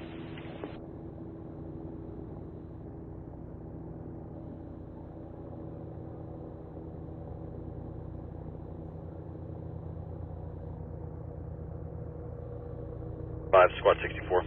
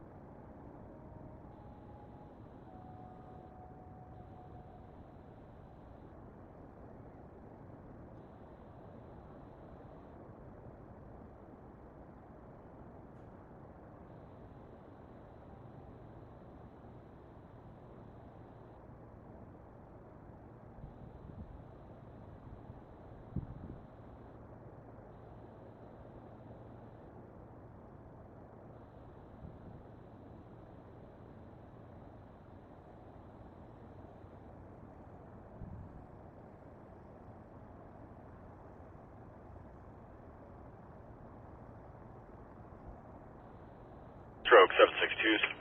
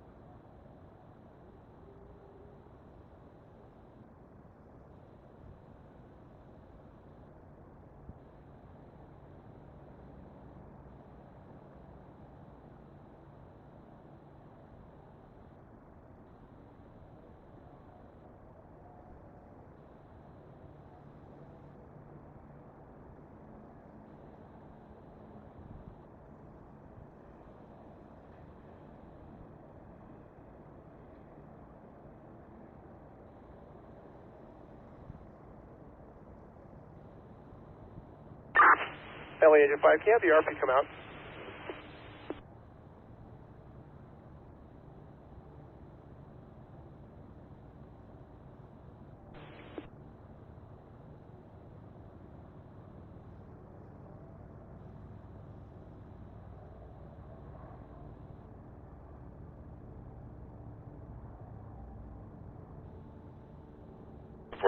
Squad 26.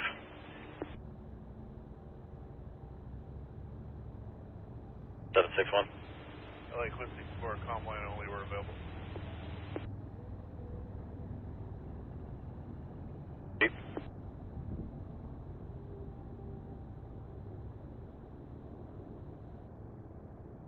Unit repeat.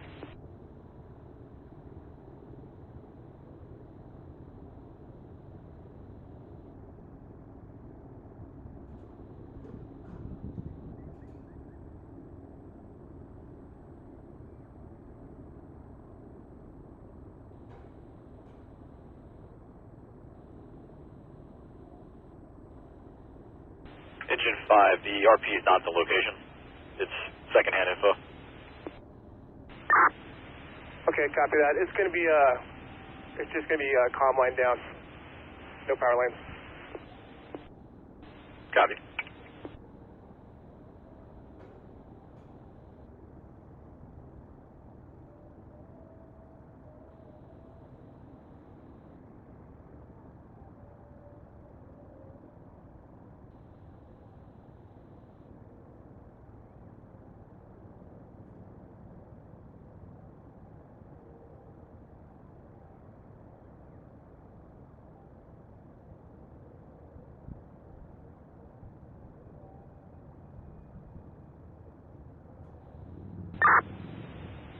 LA Eclipse 761, attach my RA, they are aware.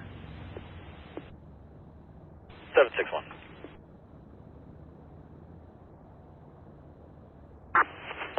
LA Engine 5, this is going to be a correction. That is going to be a power line down. At this address, I do not have a pole number. Engine 5.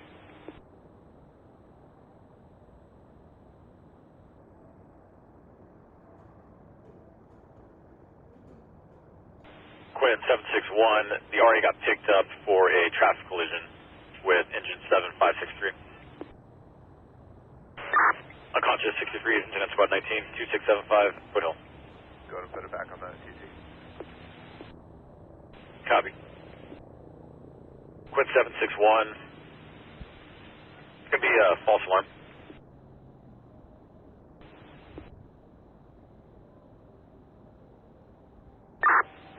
Seven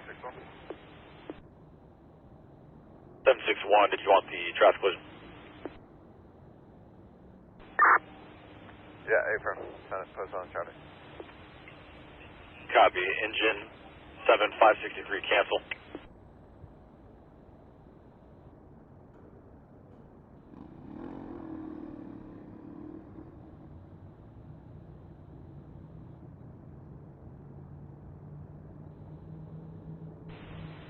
Engine 19 LA. Engine 7563, cancel. Go for 19s. Confirm you copied the run, unconscious, 2675 Foothill Boulevard, 63's district. Copy that transmission, responding to that incident. Copy, I'll show you en route.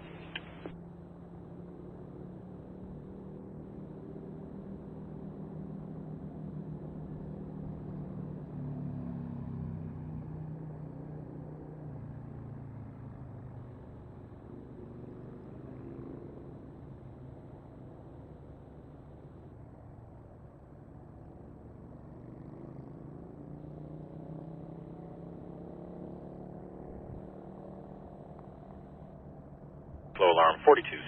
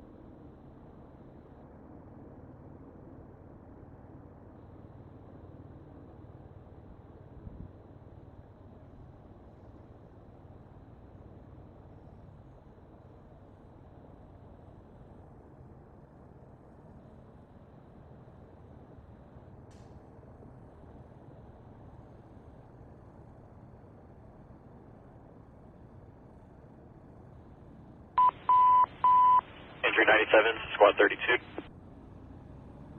71 Walnut Court, Squad 32, acknowledge. Show me en route. 2.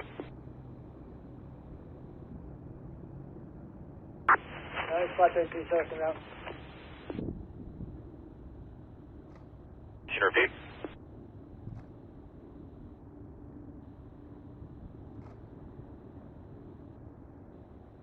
Last unit traffic, repeat.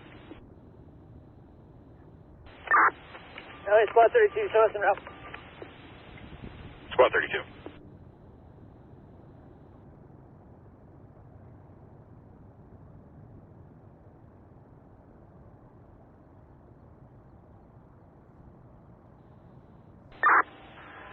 Quint 761, engine 7563. You guys need anything in particular?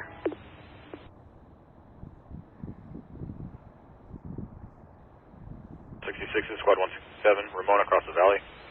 Squad 167, acknowledge.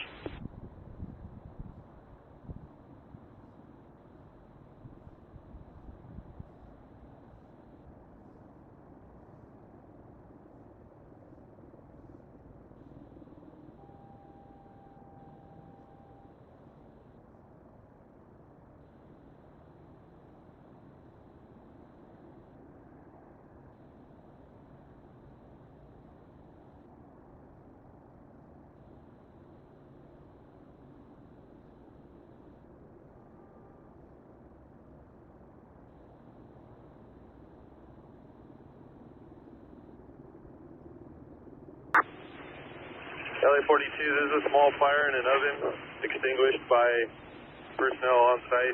No fire department aid needed. 42 available. 2.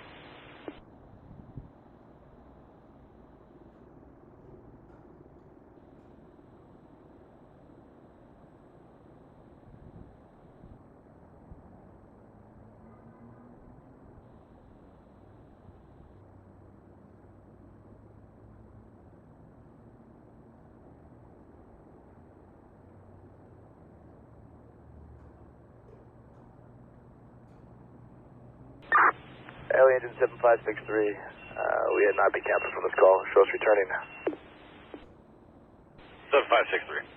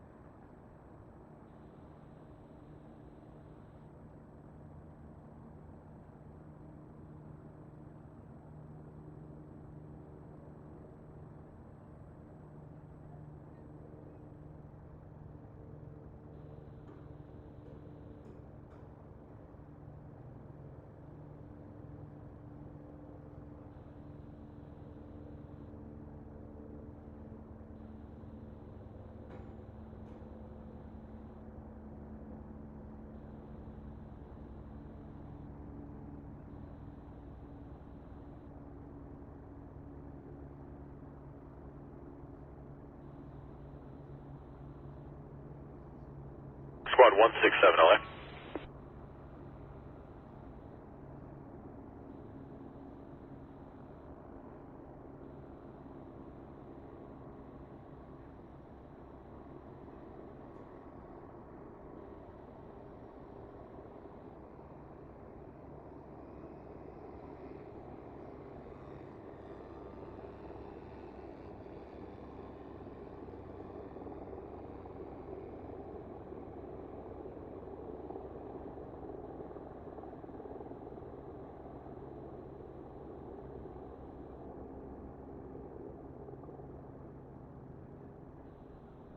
who still have their homes but are not getting the mail delivered.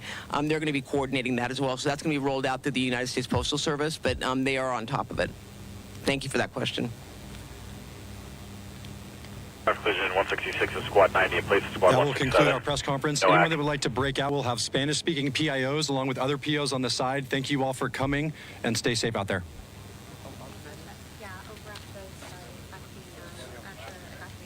All right, everyone, that was the update coming out of Pasadena for the Eaton fire, as we were getting fresh updates there. And again, we just want to continue to showcase the latest right here from Skyfox as well. But again, we want to show this great plane drop that happened with the retardant that was helping the communities there in the Palisades, and you can just see that great vision of what is happening there, trying to get this fire under control. And once again, so great for all of our first responders, and they do such a terrific job, and we always want to put that out there as well. All right, let's take a 2-minute break here on Live Now from Fox. We'll be back, more coverage in just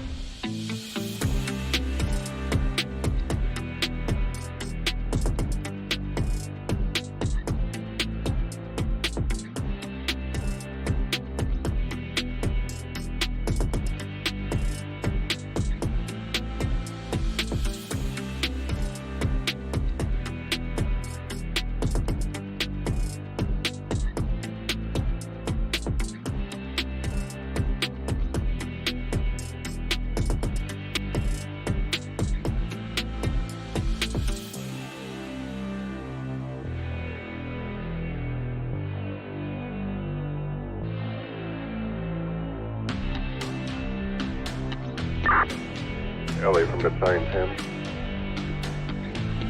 Battalion 10, go. Were you able to contact squad 167?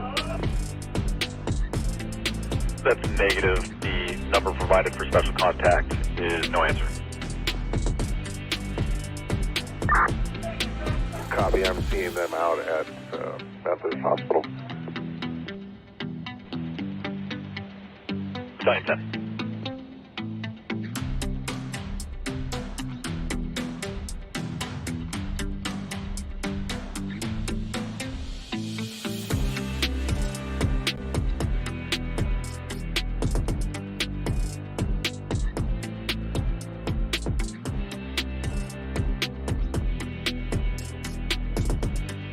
Battalion 10, are you able to confirm which hospital?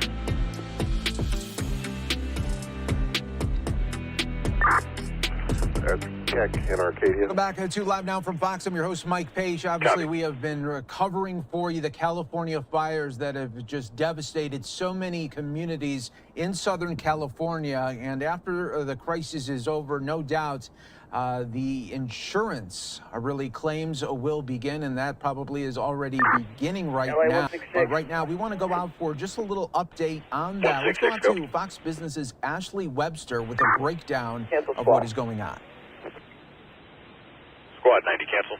Critics say this insurance crisis has been in the making for years, and they blame California regulators who had prevented insurers from charging premiums that they say truly reflect the risks and the costs.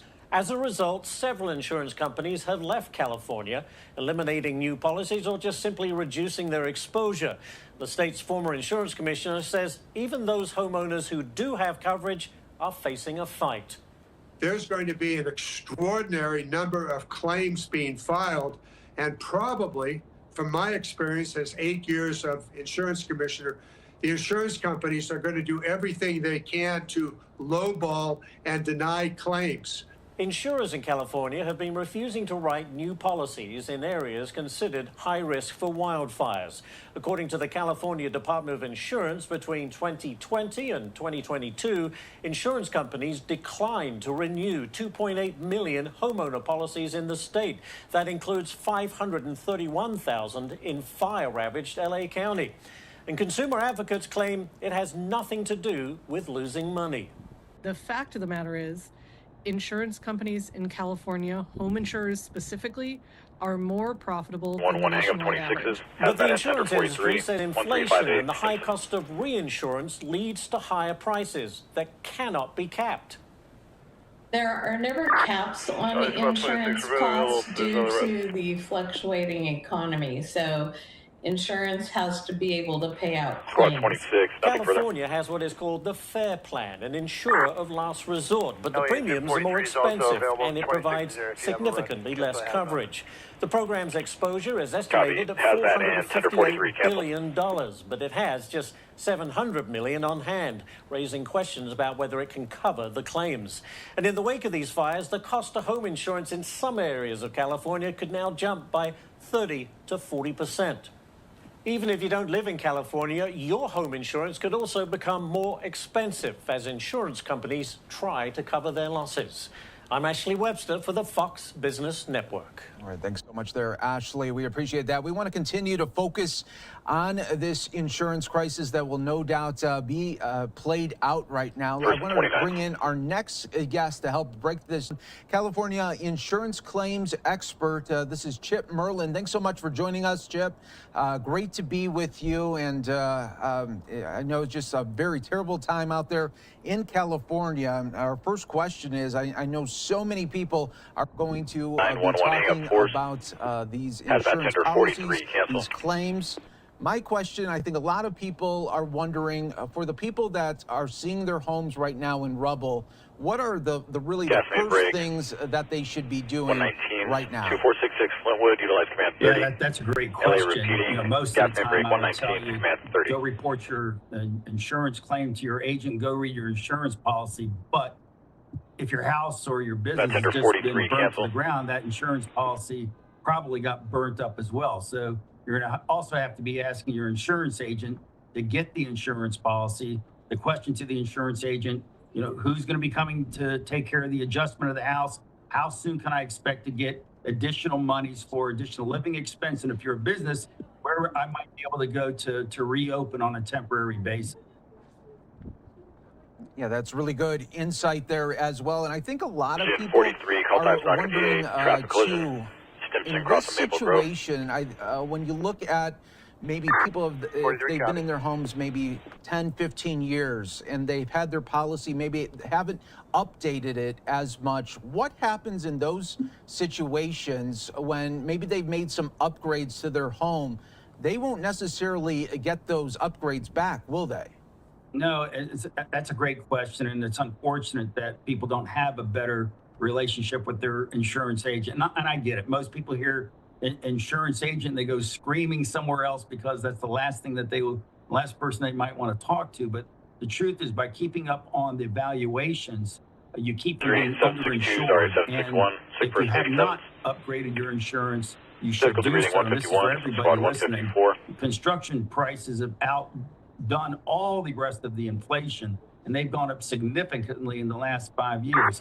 Everybody needs to be keeping up with the value to fully replace the building. And most of the time, and unfortunately, statistics are about 80% of everybody is underinsured at least, and this is a very high statistic, 40%.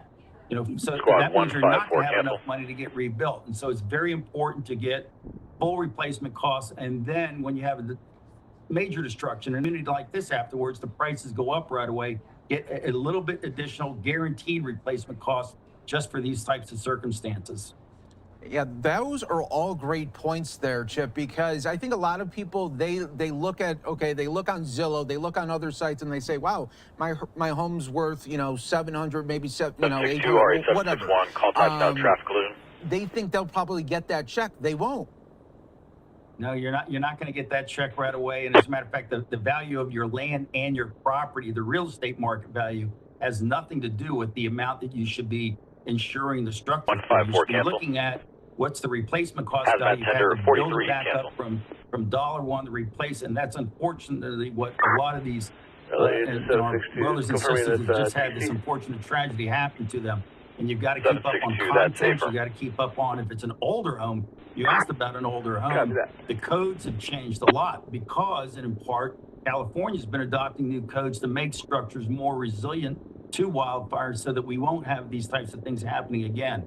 So, people ask me all the time, and I know it's difficult to do, but if you'll spend a little bit of time with a real life insurance agent, not just on the internet, but trust a real professional that gets to know a little bit about your lifestyle, a little bit about your home, get to that right, price with respect to getting it fully covered. And I just know most people don't like to do it because who wants to talk about spending money? Most people don't want to talk about insurance. You only really know what you bought after you have a disaster like this. No, that's true. And do you think in a situation like this, that's so unfortunate that's what's happening there, but not only in California going forward, but because this is a national story, really international as well, but here in the country, do you think people will see this coverage and say to themselves, okay, maybe we should call and see what our policy is? I hope so. I mean, the truth of the matter is we have floods that are happening all over. If you're by a river or you're by an ocean, we have hurricanes, we're having huge hailstorms, we're having freeze damage things, we have earthquakes, and now wildfires in the Great West that we're having on a very regular basis, all because of climate change. And all of us need to really seriously take a look at the insurance coverage we've got. Most of the time, there's no loss and things go by just perfectly. But when the loss happens, the type of insurance coverage you bought, who you bought it from, is extraordinarily important. Most of us don't want to talk about it, but truly it's a very important product. Yeah, that's so true. Chip, I want to move to another major headline, talking about State Farm reportedly dropped 72,000 fire insurance policies back in 2024, including about 1,600 policies in Pacific Palisades, which were dropped by State Farm back in July. Can you talk about why an insurance company would drop someone and what they can do if that happens to them? Well, I've often said, and this is from the policyholder standpoint, insurance companies want to take the sure bet. The loss that never happens, they'd insure you if you wanted to insure the Brooklyn Bridge because you would never be able to collect on a loss from the Brooklyn Bridge. But the truth of the matter is there's a battle that's going on in most of the states between many of the larger insurance carriers, including State Farm, regarding what an appropriate rate ought to be, and then what the insurance commissioners and consumers think the appropriate rate ought to be. There's been, and this is not just isolated to California, this goes on throughout the United States. One of the leveraging facts that many of the major carriers that have had large market shares in the past have used is that, well, if you don't agree with us and you don't raise the rate as much as we're looking for, we're just going to go ahead and leave. Oh, but we're just going to leave the property insurance market. We're still going to insure your car. We still want your life insurance. And I think the states are starting to catch on that this type of leverage isn't quite right. And I think the dialogue needs to change. It doesn't mean insurance companies should be, losing money and be forced to lose money. Obviously, that's not the case. They're making plenty of money in most states. They're just not making as much as what they want. But that's a debate that's going to continue for a pretty long time. As consumers want to pay one thing, insurance companies want to make more profit, quite frankly, in the future, and for sure profit. No, that's right. And Chip, can you also explain what this process is going to look like for people that went through just hell in the last couple of days, noticing and feeling that pain of losing their home? How long is this process going to take from what they see right now that's on the ground into whenever they can rebuild a home or get money to do whatever they want to for next? How long does that look like? What does the timeline look like? A lot longer than what you think. LA Engine 145 2466 Flintwood, like this, two-story single-family dwelling, nothing showing for everybody who's, if you have a friend or a loved one, they need some emotional support. It's not just a minor thing. Statistics are, and these after large catastrophes, there's a higher incidence of drug use, divorce, criminal activity. From people never be doing this because people are trying to cope with the loss of everything that they've got. Most of us, especially for our homes, we have all of our memories tied up in there, our photographs, everything, and all the things that we've collected. And now you have to go back and count all those things to make your insurance claim. It is an endeavor that it takes a large emotional toll that I've seen thousands of times in my career. And I truly, people should be reaching out, getting professional help. They should know that there's Okay, counsels 29. out there. Don't be embarrassed Person about it. 188, I squad really do 187. think people's mental well-being afterwards is at risk for this, because the truth of the matter, if your home burns down and you're in a neighborhood like this, Down 44. 10,000 structures, it's going to take a while to find that many contractors to go out there, get everything fixed. Typically, it takes 2-3 years. There's areas I've been back up to in Northern California that's had this go through. Even in Malibu, some of my clients just had their homes completely rebuilt last year. Now they're concerned they're going to get fire damaged again. So not for everybody a quick process, and it takes the better part in a community a decade sometimes to get completely rebuilt. Yeah, that's so true. Chip, also, I think a lot of people want to know this answer to this question. What happens if a person, okay, their home is destroyed and, you know, they're in this community neighborhood where everything else is destroyed around them? Do they have to rebuild there, or could they go somewhere else with the money when they eventually get it?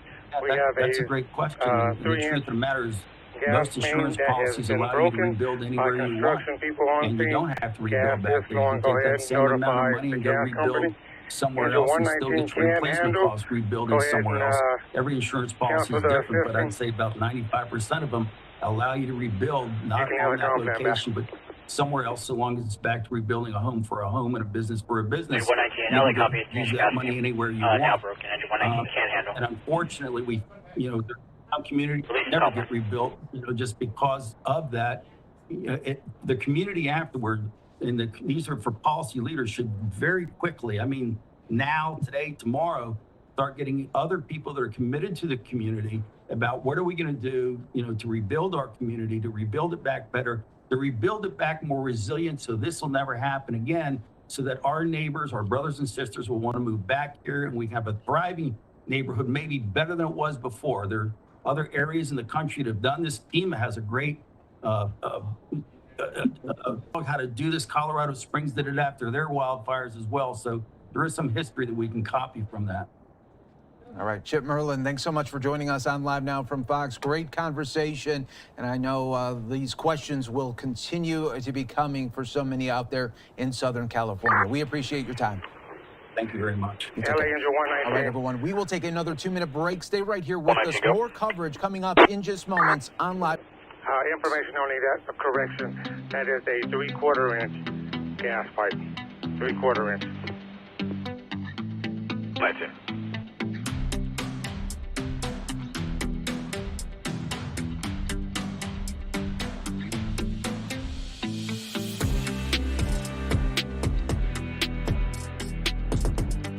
If you can come up on command, 30, 119 disregard.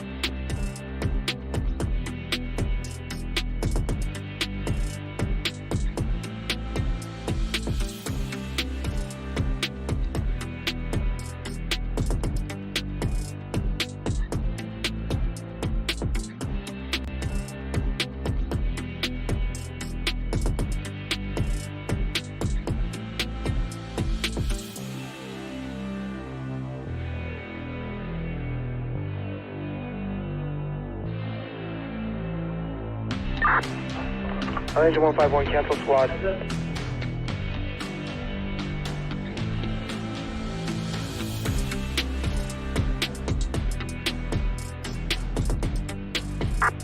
Squad 151, cancel. 160, can you please show us at the hospital? Last year, repeat. RA 762, can you please show us at the hospital? RA 762.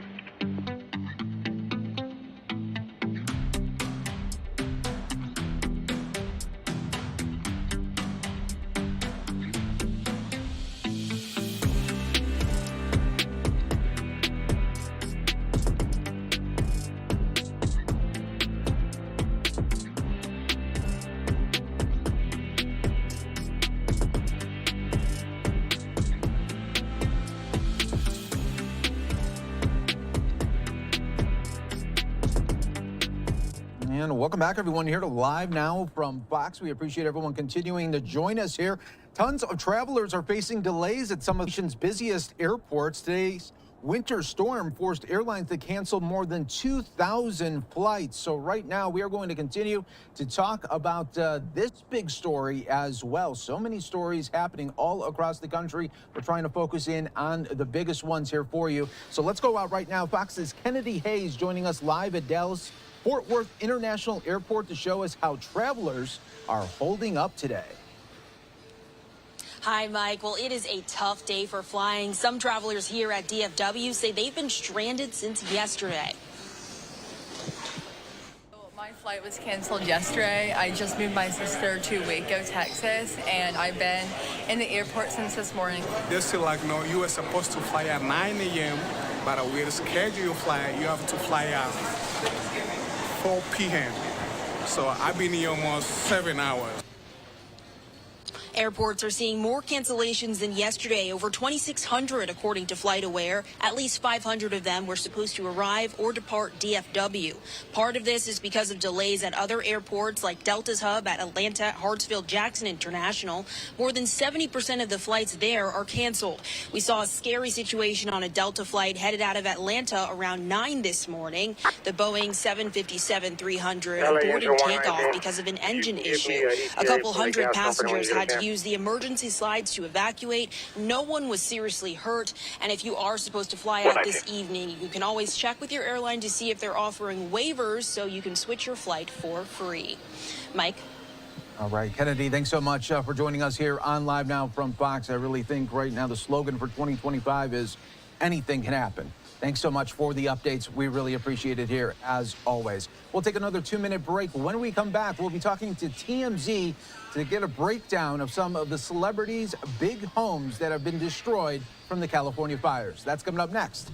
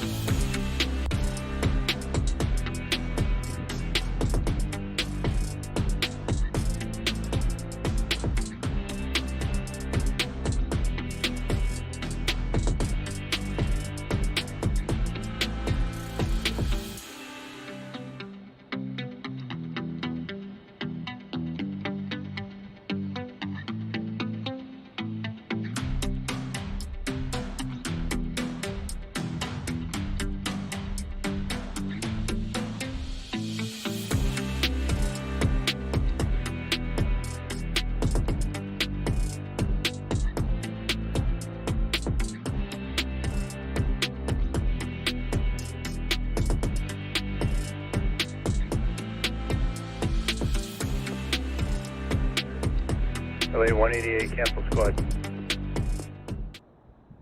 Squad 187, cancel.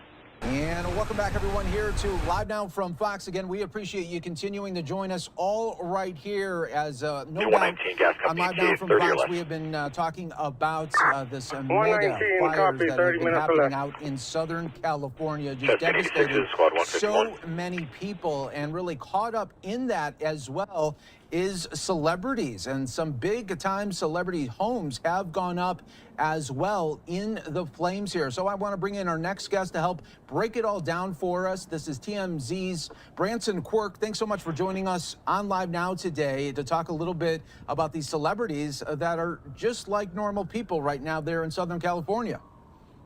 Absolutely. I mean, we've seen the devastation over just the last couple days, but today specifically, what we're seeing is now the aftermath of those fires as they continue to move. I mean, they are still fighting these, tooth and nail. The Eaton fire, the Palisades fire, even the new Kenneth fire, which erupted yesterday, which was out near Calabasas, just all still, they're fighting those all very, very low containment right now. But what I said was, we've seen some of the aftermath with these celebrities, and celebrities are now speaking out and sharing even photos and footage of the homes that tragically burnt down. For example, homes that went up from celebrities include Anna Faris, Jeff Bridges, Billy Crystal, Paris Hilton, Carrie Elwes, James Woods, John Goodman, Miles Teller. And let me tell you, that is only just a few of the celebrities that lost homes out there. And for example, Paris Hilton, she actually saw her own house burn down to the ground on live TV. She shared a video of her watching the news, watching it burn up, and then later on went out to the location and then filmed footage giving a tour of the rubble. And let me tell you, it is just heartbreaking to see these beautiful homes just burning to the ground.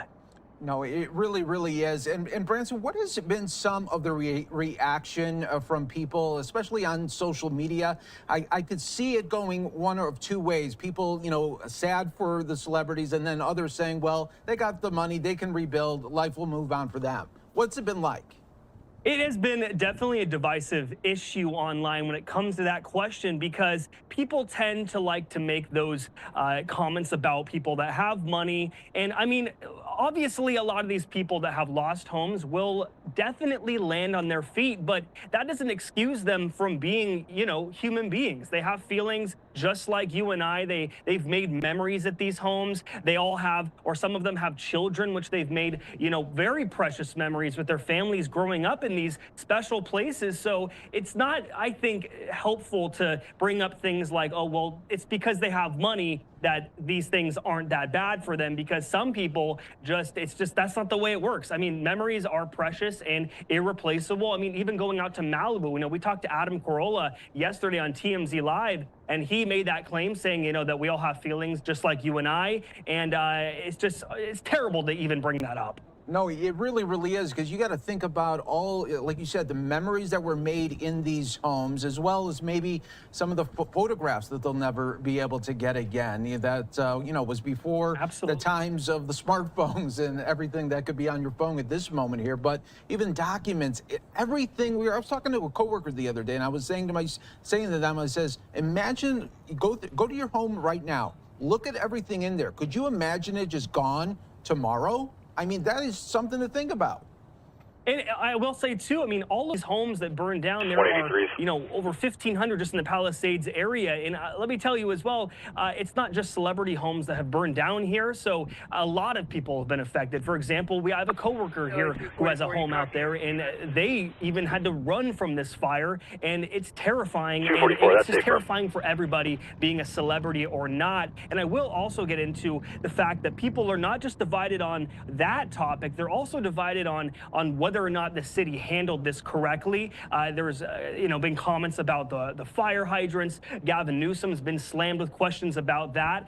People are just very distressed with this whole situation, and we're just beginning to see what's going on here. Yeah, we really are. I mean, people are so upset that they are finding where Gavin Newsom is and just going up to him and doing interviews like if they are the reporter. I mean, it's really surreal to see at times. But yeah, definitely a lot to talk about there on not only just the celebrity front, but also just everything that's happening out there in Southern California. So Branson, thanks so much. TMZ, you guys always do such a great job. We appreciate all of the updates every time we can get them from you guys. Take care.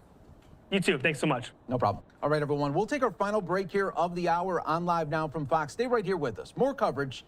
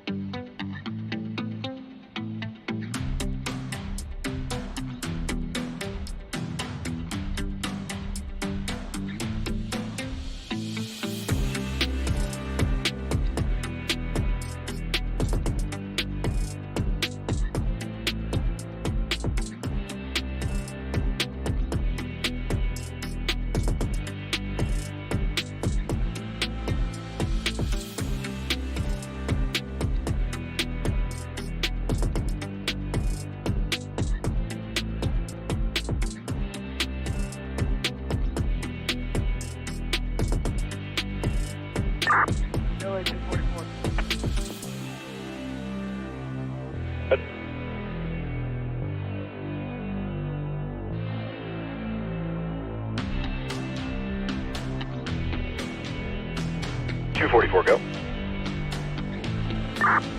LA, your address is 516 Royal Oak Drive. 244.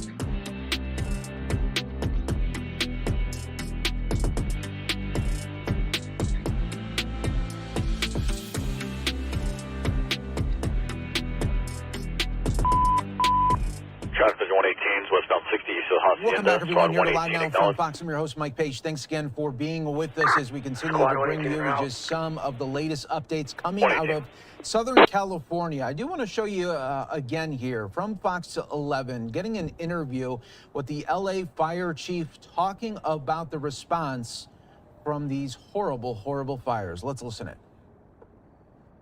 Los Angeles City Fire Department, and of course all the other fire departments that are assisting us with these fires. A new fire just broke out now in Granada Hills. Joining me now live, the chief of the Los Angeles City Fire Department, Kristen Crowley. Thank you for talking to us today. And we're just going to get straight to the nitty-gritty because there's been so much talk. And you're aware of the criticism. Yes. Most of the criticism has been directed towards the city of Los Angeles, towards Mayor Karen Bass, but it's also been directed towards the administration. Everybody loves firefighters. We love our men and women on the front lines, but the administration is another thing, and they've been very critical of the way everything has been handled. Your reaction when you read those tweets, those messages, those emails? I tell you, my reaction first and foremost is to step back and remind myself that I'm not a politician. I'm the fire chief of the greatest fire department in the world. So my focus, first and foremost, is to make sure that our fire department, our firefighters are properly funded, they're properly trained, they're properly equipped. So when it comes to the criticism, since day one, my number one priority has been and will continue to be that our firefighters get what they need so that they can serve the community. That is number one. I am going to turn down the noise when it comes to any type of criticism because every decision that I make is going to be based off of what my firefighters need. And those lives are on the line. So let's get to the big question, the budget. There's so much talk about it. It was cut 17 million. It was cut this. It wasn't cut at all, according to one newspaper. Was your budget for the fiscal year 2024-2025 cut? I can tell you, I'm going to even go back further than that. Again, since day one, we've identified huge gaps in regard to our service delivery and our ability from our firefighters, boots on the ground, to do their jobs. Since day one, this is my third budget as we're going into 25-26. What I can tell you is we are still understaffed, we're still under-resourced, and we're still underfunded. So with that, whether it's 7 million, 10 million. But was the budget cut, Chief? Yes, it was cut. And it did impact our ability to provide service. Let's talk about that memo. You sent a memo, a scathing memo, to the Board of Fire Commissioners where you expressed your concern that you were not going to be able to do your job. Your firefighters would not be able to respond adequately to a major emergency like a wildfire, like what we're seeing right now. Right. So understanding where our services gaps are, number one, is understanding where our firefighters need in regard to their equipment. Now, let's focus back on what our people need, and what they need to be is properly funded and equipped. Whether it's 7 million or not, it doesn't matter. It impacts our ability, just like you said with the board report, of our ability to provide service, and that's on a normal day. Our firefighters are running over 1,500 calls. They're transporting 650 patients a day on a normal day, let alone the last 3 days of what we've had with significant impacts that have changed the communities that we serve, their lives forever. So with that, we're going to continue to fight for what we need to. That is my job as the fire chief of the best fire department in the world.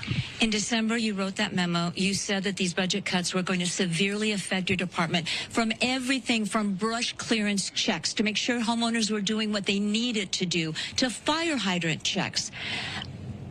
And yet you heard the mayor just yesterday say, no, those cuts did not affect the ability to serve and would not have changed anything in this situation. What is going through your mind? And I know this is difficult. There are a lot of politics at play. You are not a politician. You are the woman responsible for all these men and women at LA City Fire and for our residents in the city of Los Angeles. When you hear the mayor say it didn't affect anything at all, what is going through your head? If you can share that with us. Sure. So just full transparency. Again, my position is to make sure that our people get what they need to do their jobs, and also, mind you, that they get to go home to their families. The amount of calls that our firefighters are running today has doubled since 2010, a 55% increase with 68 less people. Full transparency, this isn't a new problem for us. Since the 3 years that I've been in the seat, I've sounded the alarm to say we need more. This is no longer sustainable. So with that, we're now in a position to be properly funded. We are screaming to be properly funded to make sure that our firefighters can do their jobs so that we can serve the community that we took an oath. But when the representative of the city says the cuts that were made and signed did not affect the response to the fire that is being criticized, the response that is being criticized by so many people, what is going through your mind? Yeah, just again, the full transparency of the documentation, of being able to sound the alarm. Does it make you mad? I don't know if it makes me mad. In the end, that is my job as a chief, to make sure that my voice is heard. And my voice is amplified from the needs of what our people need to do their job. So tell the city, tell the residents, tell the people that are out there. I mean, thousands and thousands of people have lost their homes, and they're looking to blame someone, and it's not the Santa Ana winds necessarily. Right. They are looking to blame administrators. Right. What is the message here? And have you had a one-on-one with the Mayor Bass and said, hey, I told you so. I told you this was going to affect our ability to respond to a major emergency? I would start with a message to the community. I think they already know in their hearts that our LAFD firefighters are here to serve them, first and foremost. Again, none of us on the fire department are politicians. We're public servants first. We took an oath to serve the public before ourselves and even before our families. Gas company office. So with that, 119. I want to focus on path forward. I want to focus on what the LAFD needs, what I need as a fire chief, and what our people need to do their jobs to make sure that we can save lives and that we can protect property to the greatest capacity, but we need to be funded appropriately. And that's where my head is, you asked. The mayor said it didn't affect your ability to respond. Did it affect LA City Fire's ability to respond, starting with the Palisade fire and then this domino effect of fires, incling the Archer fire seeing happen right now in Granada Hills? Yeah, I think obviously any budget cut is going to impact our ability to provide service. That's at this point, that is a ground truth in regard to our ability. If there's a budget cut, we had to pull from somewhere else. What does that mean? That doesn't get done. There's delays. So in the end, again, I'm going to focus on getting us what we need from this particular catastrophe and disaster and how much it's impacted the communities that we love. I got to go after the things that will help our firefighters, keep them safe, and make sure that if and when this ever happens again, that we're properly funded and that we have the ability to do our jobs and keep people safe. What is your message to city administrators, starting with Mayor Bass? My message is the fire department needs to be properly funded. And it's not. It's not at this point, and we've got the justification. We know where our gaps in service are. We know we need 62 new fire stations. We need to double the size of our firefighters. The growth of this city since 1960 has doubled, and we have less fire stations. Let's repeat that, because those numbers are a little jarring. You know, 20 years ago, you had more fire stations than you have now. We had 112 fire stations. Now we have 106. And since 2010, we've had an increase, doubled our call volume, which is firefighters responding to calls, 55% increase with 68 less firefighters. So the city funding is not keeping up with the city's needs in real time. No, and that's what our firefighters need. Okay. I'm going to ask you again. I'm going to continue pressing you on this. In your mind, what were you thinking when you hear all the city leaders say It didn't affect. Everything was great. It's unprecedented. And yes, the Santa Ana winds are unprecedented. We don't have them in January. We all know that. What was going through your heart? What's going through my heart is that Quint, our 28, firefighters, cancel. the community's firefighters, LAFD firefighters need to be properly funded. We need to be supported so that they can do their jobs. And let me show you real quick. Photographer Tony Buttigieg, I'm going to ask you to pan over to that table.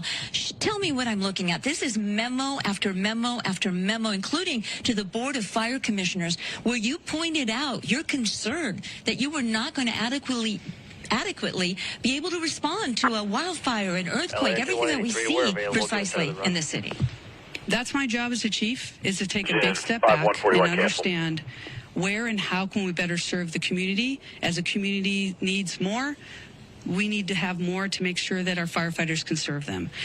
I identified early, my team identified early, labor identified early that we have service gaps.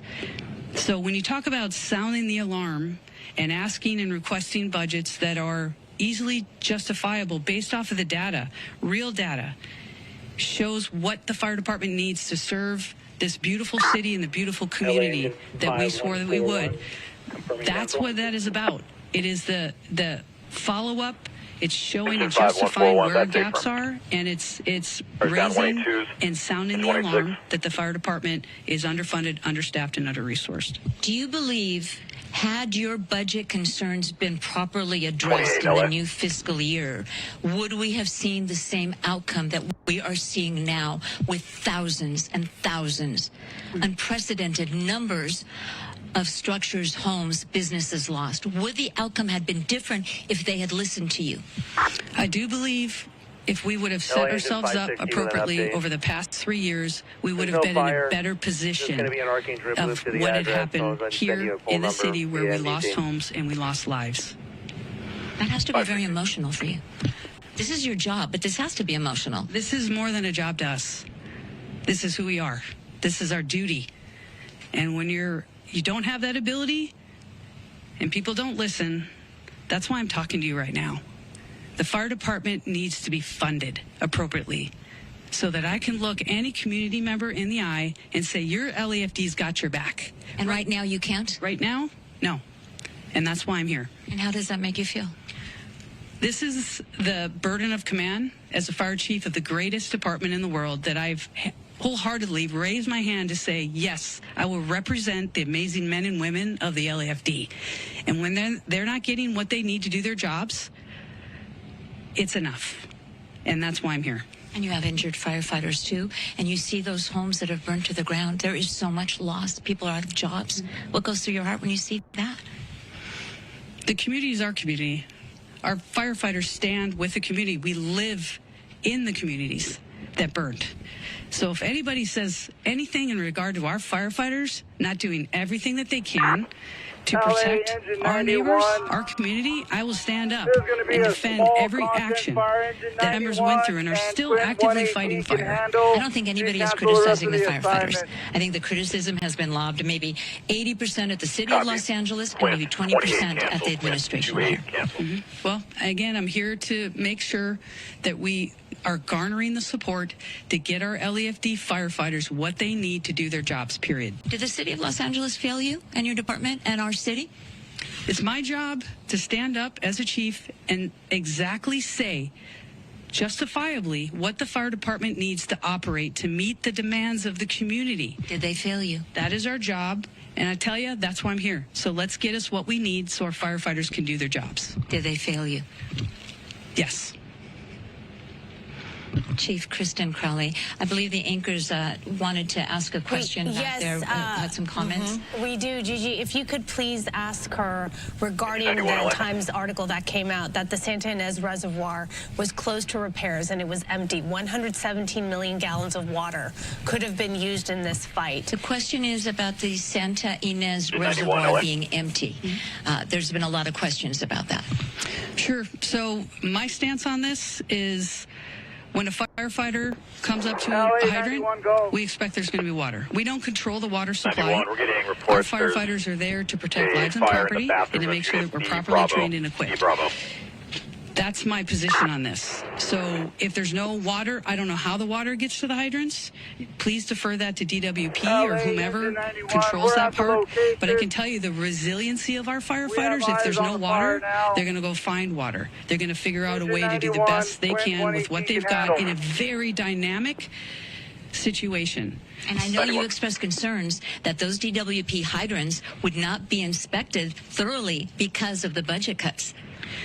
That is something to discuss, and we're going to look into that in regard to how we can ensure there's going to be water when we need it. But in the end, you know, I'm going to defer that to DWP and whomever else controls the supply. I can guarantee you that when our firefighters showed up on that day with what they had, they did absolutely everything they could do to rescue and to save people's lives and property. And that's the bottom line. Now let's get them what they need to do their jobs. And so let's get them water, Chief, because I was with your firefighters and they literally were watching a house burn down with pain in their eyes, not being able to do anything except pull water from a swimming pool to try to save a nearby structure that wasn't burning, and literally watching a house burn to the ground because they had no water. That's exactly right. But did they continue to work, and did they continue to do what they had to do the best they could with what they had? Yes. Chief, follow-up. Thank you very much for talking to us. We appreciate it. I believe we have a follow-up question from the studio. Question on that reservoir issue. Is the fire department aware of when these resources are depleted, just like that reservoir had no water? Was she aware of that fact, that it was under construction and there was no water there? Sandra Endo, one of our anchors, wants to know if the department is advised that the Santa Ynez Reservoir was going to be emptied. Were you aware that there was no water there? No, we weren't aware of that. They don't have to advise you? Not that I'm aware of, no. So you had no idea that there wasn't such needed resource? No, we weren't. Chief Kristen Crowley, again, Chief of the Los Angeles City Fire Department, thank you for talking to us. I know it's been a very exhaustive, emotional, and I imagine you're mad, and I imagine you're sad. You may not want to talk about that anger or that disappointment, but I can see it in your eyes. Thank you. Thank you for talking to us. Thank you for being here. We appreciate it. Thank you. We'll send it back to you. Wow, Gigi, what a powerful interview. Thank you so much for asking those necessary, tough questions. Precedent at times for the Los Angeles City Fire Department, and of course all the other fire departments that are assisting us with these fires. A new fire just broke out now in Granada Hills. Joining me now live, the Chief of the Los Angeles City Fire Department, Kristen Crowley. Thank you for talking to us today. And we're just going to get straight to the nitty-gritty because there's been so much talk, and you're aware of the criticism. Yes. Most of the criticism has been directed towards the city of Los Angeles, towards Mayor Karen Bass, but it's also been directed towards the administration. Everybody loves firefighters. We love our men and women on the front lines, but the administration is another thing, and they've been very critical of the way everything has been handled. Your reaction when you read those tweets, those messages, those emails? I tell you, my reaction first and foremost is to step back and remind myself that I'm not a politician. I'm the fire chief of the greatest fire department in the world. So my focus, first and foremost, is to make sure that our fire department, our firefighters are properly funded, they're properly trained, they're properly equipped. So when it comes to the criticism, since day one, my number one priority has been and will continue to be that our firefighters they need so that they can serve the community. That is number one. I am going to turn down the noise when it comes to any type of criticism because every decision that I make is going to be based off of what my firefighters need. And those lives are on the line. So let's get to the big question, the budget. There's so much talk about it. It was cut $17 million. It was cut this. It wasn't cut at all, according to one newspaper. Was your budget for the fiscal year 2024-2025 cut? I can tell you, I'm going to even go back further than that. Again, since day one, we've identified huge gaps in regard to our service delivery and our ability from our firefighters, boots on the ground, to do their jobs. Since day one, this is my third budget as we're going into 25-26. What I can tell you is we are still understaffed, we're still under-resourced, and we're still underfunded. So with that, whether it's $7 million, $10 million. But was the budget cut, Chief? Yes, it was cut. and it did impact our ability to provide service. Let's talk about that memo. You sent a memo, a scathing memo, to the Board of Fire Commissioners where you expressed your concern that you were not going to be able to do your job. Your firefighters would not be able to respond adequately to a major emergency like a wildfire, like what we're seeing right now. Right. So understanding where our services gaps are, number one, is understanding where our firefighters need in regard to their equipment. Now, let's focus back on what our people need, and what they need to be is properly funded and equipped. Whether it's $7 million or not, it doesn't matter. It impacts our ability, just like you said with the board report, of our ability to provide service, and that's on a normal day. Our firefighters are running over 1,500 calls. They're transporting 650 patients a day on a normal day, let alone the last 3 days of what we've had with significant impacts that have changed the communities that we serve, their lives forever. So with that, we're going to continue to fight for what we need to. That is my job as the fire chief of the best fire department in the world.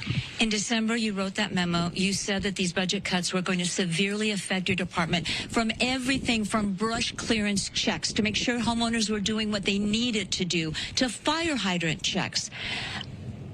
And yet you heard the mayor just yesterday say, no, those cuts did not affect the ability to serve and would not have changed anything in this situation. What is going through your mind? And I know this is difficult. There are a lot of politics at play. You are a politician.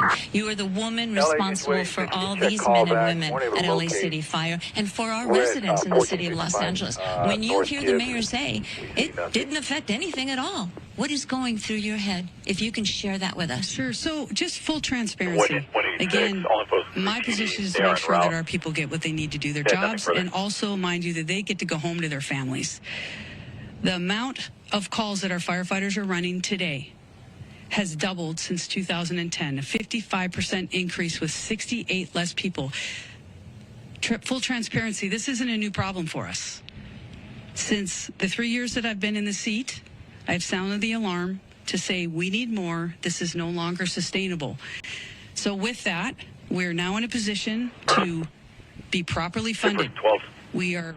And that was just some of the great interview there by Fox 11 with the LA fire chief talking about the latest in the crisis of Southern California. We'll keep an eye on that right here for you, as always, on Live Now from Fox. Always great to be with you. I'm your host, Mike Page, as we continue to bring you some of the day's biggest top stories right here on Live Now from Fox. And another big one was that the Trump hush money case finally got resolved after really sentencing delay. Now, Trump was sentenced earlier today. And let's go out to New York. Fox 5's Morgan McKay with the latest on this big story for the president-elect. 186.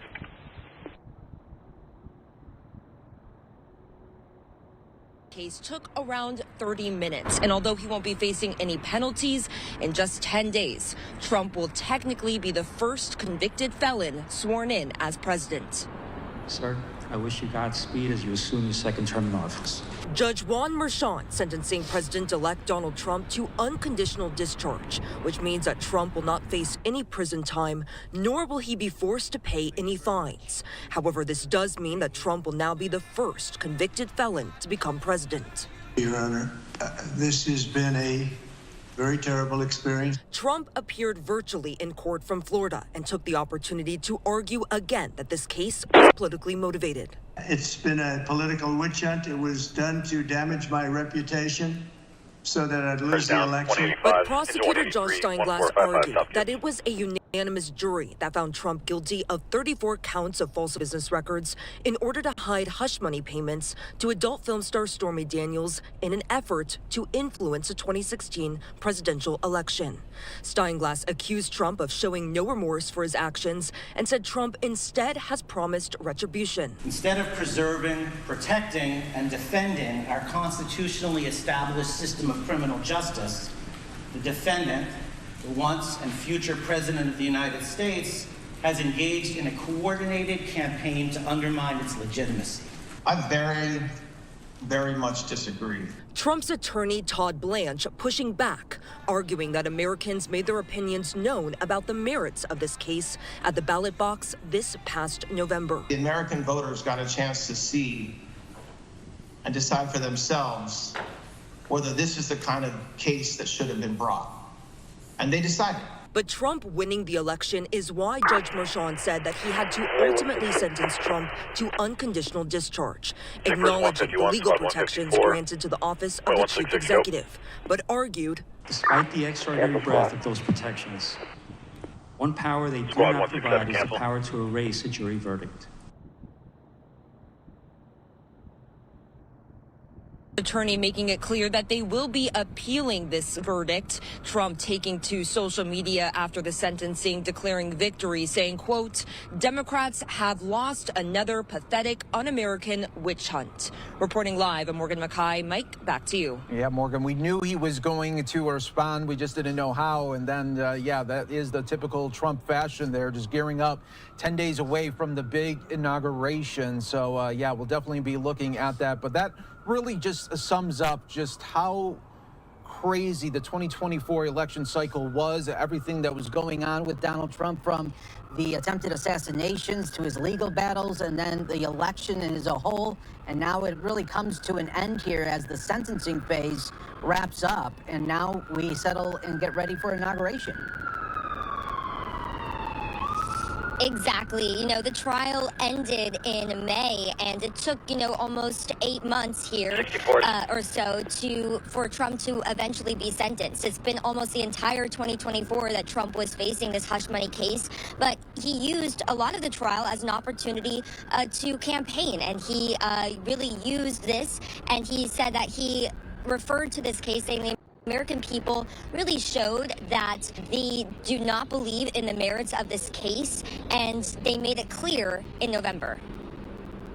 So true. All right, Morgan Mackay with Fox 5. Thanks so much for joining us here on Live Now from Fox. We always appreciate it. Thank you. All right, we will take another 2-minute break. Stay right here with us. We will have more coverage on President-elect Donald Trump and his sentence in the hush money case. All coming back next on Live. LA Engine 91, there's going to be an electrical fire from an unknown source. Can you respond another engine to our location and go ahead and respond DC 12? 91.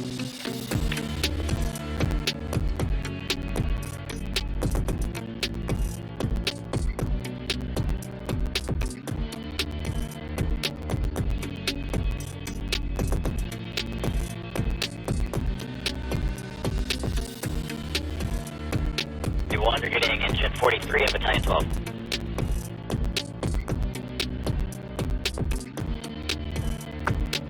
LA engine 12. Engine 12, go. LA engine 12. Residence is home and safe. Ambulance cancel on scene. Engine 12.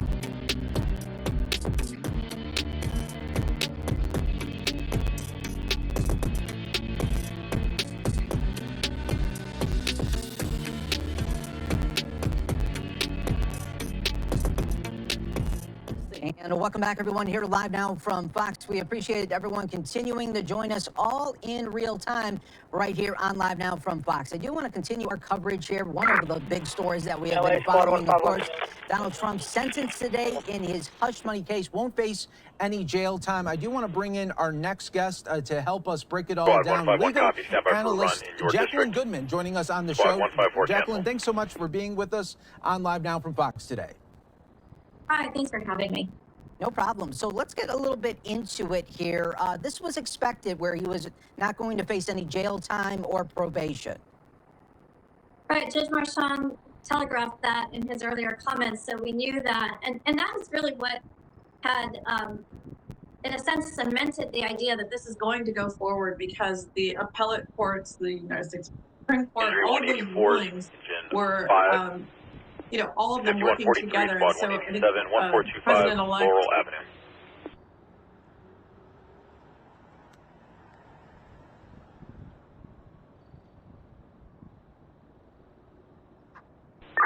Now engine 43. 43, go. 43, just want to confirm, was there a comp plan with the balance? Engine 43, negative.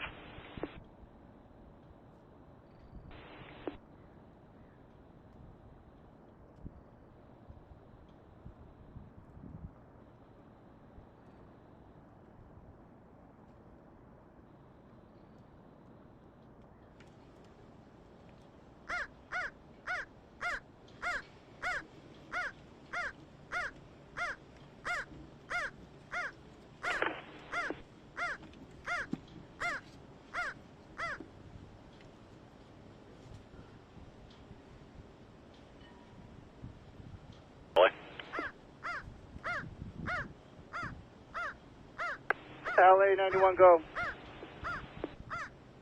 Engine 91, would you like a comp plan or a tactical?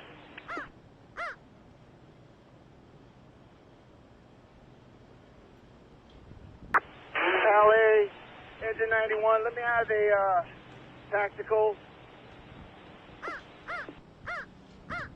You want?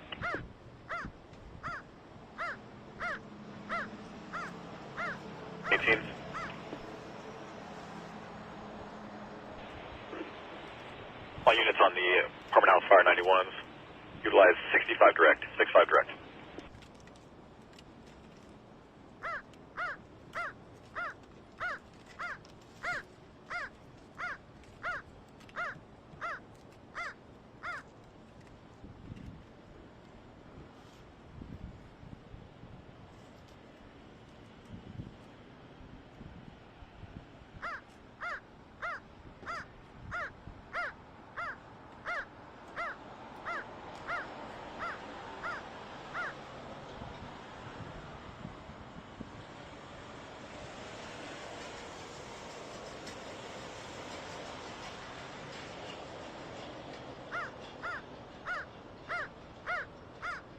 You are a resident of Southern California. Deck 183. Home there. Engine 5141, squad 101. And just your reaction to everything that has been going on there. Yeah, we live in Southern California. We Last unit available, identify. High fire danger. There's climate change. Things are happening very quickly. But when you see the wind and the last unit going available, traffic's unreadable. The atmosphere just changed to something totally apocalyptic. Sorry about that. That's just squad in the blink of an eye, 183. it's really stunning. I'm Copy. very, Stand by for the run. Squad lucky. 101 I live in a cancel. suburb that has so far not been hit, and so this time around we have not had to evacuate, although we're on a high warning. But our second home in Malibu has been evacuated now for going on 3 days, and our neighbors Squad all 101 around us cancel. have suffered only. enormous, We're available. Give us another run. unthinkable losses. Yeah, absolutely. Copy. Engine 5141 cancel. Squad 101 cancel. Long, really, these devastating images, and just seeing just how many homes, how many families are impacted. Your heart definitely goes out to all of them. It's actually hard to describe. I mean, to be honest with you, my colleagues, one of them, a lawyer in North Carolina, is the one who really started checking in on me and awared me of the fact that the Palisades fire was so terrible, because living here, I just assumed, as I think a lot of us did, that there's a fire, it's near the beach, it's near lots of homes, it's going to be contained. And then remarkably, another colleague of mine in Texas was the one that said, don't go to court and just start packing, and that's what we did.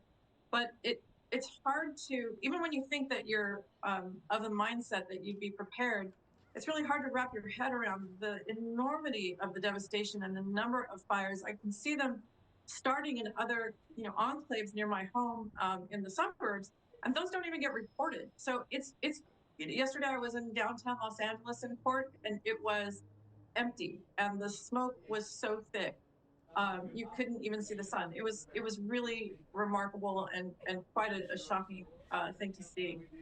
Yeah, absolutely. Well, we are thinking about you as well, Jacqueline. Thanks so much. We're glad that you guys are okay. Continue to stay safe, and we appreciate your updates as well. Thank you. Our hearts go out to those affected. Thank you. No problem. All right, everyone. We will take another 2-minute break here on Live Now from Fox. We are keeping an eye on the White House. President Biden expected to speak at any moment. Stay right here with us. More to come on Live Now.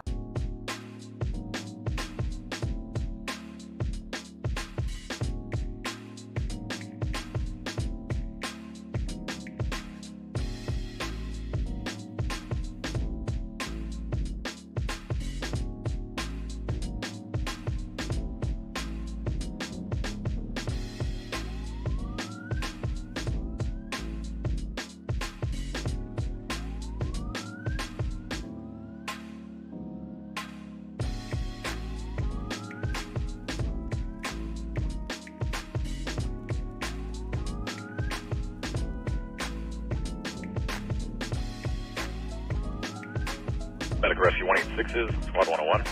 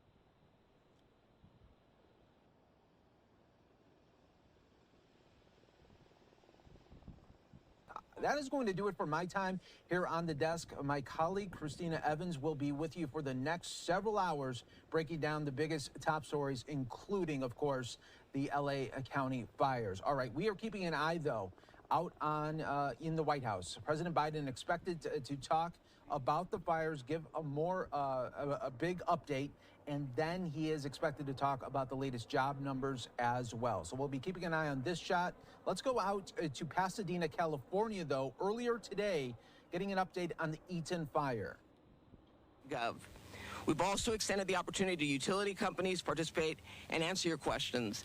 I know that's another question we're getting is, when is my power going to come on? When is my gas going to come on? These are questions that we're going to be addressing tonight, so I would encourage you all to participate. And last but not least, and I've said it, and we've got elected town council up in the Altadena area, and I know of at least 4 have lost their homes. These are elected officials that are representing the community, and I want you all to know that they are with us. They'll be there on the virtual call tonight and are very, very, very much a part of the community, and I just want to acknowledge them because it's important for us to recognize that behind every single thing you're seeing on the TV, there are people's lives who have been impacted, and it is not lost on me. So with that, I'm going to introduce now Los Angeles County Fire Department Fire Chief Anthony Maroney to give you an update on the Eaton fire.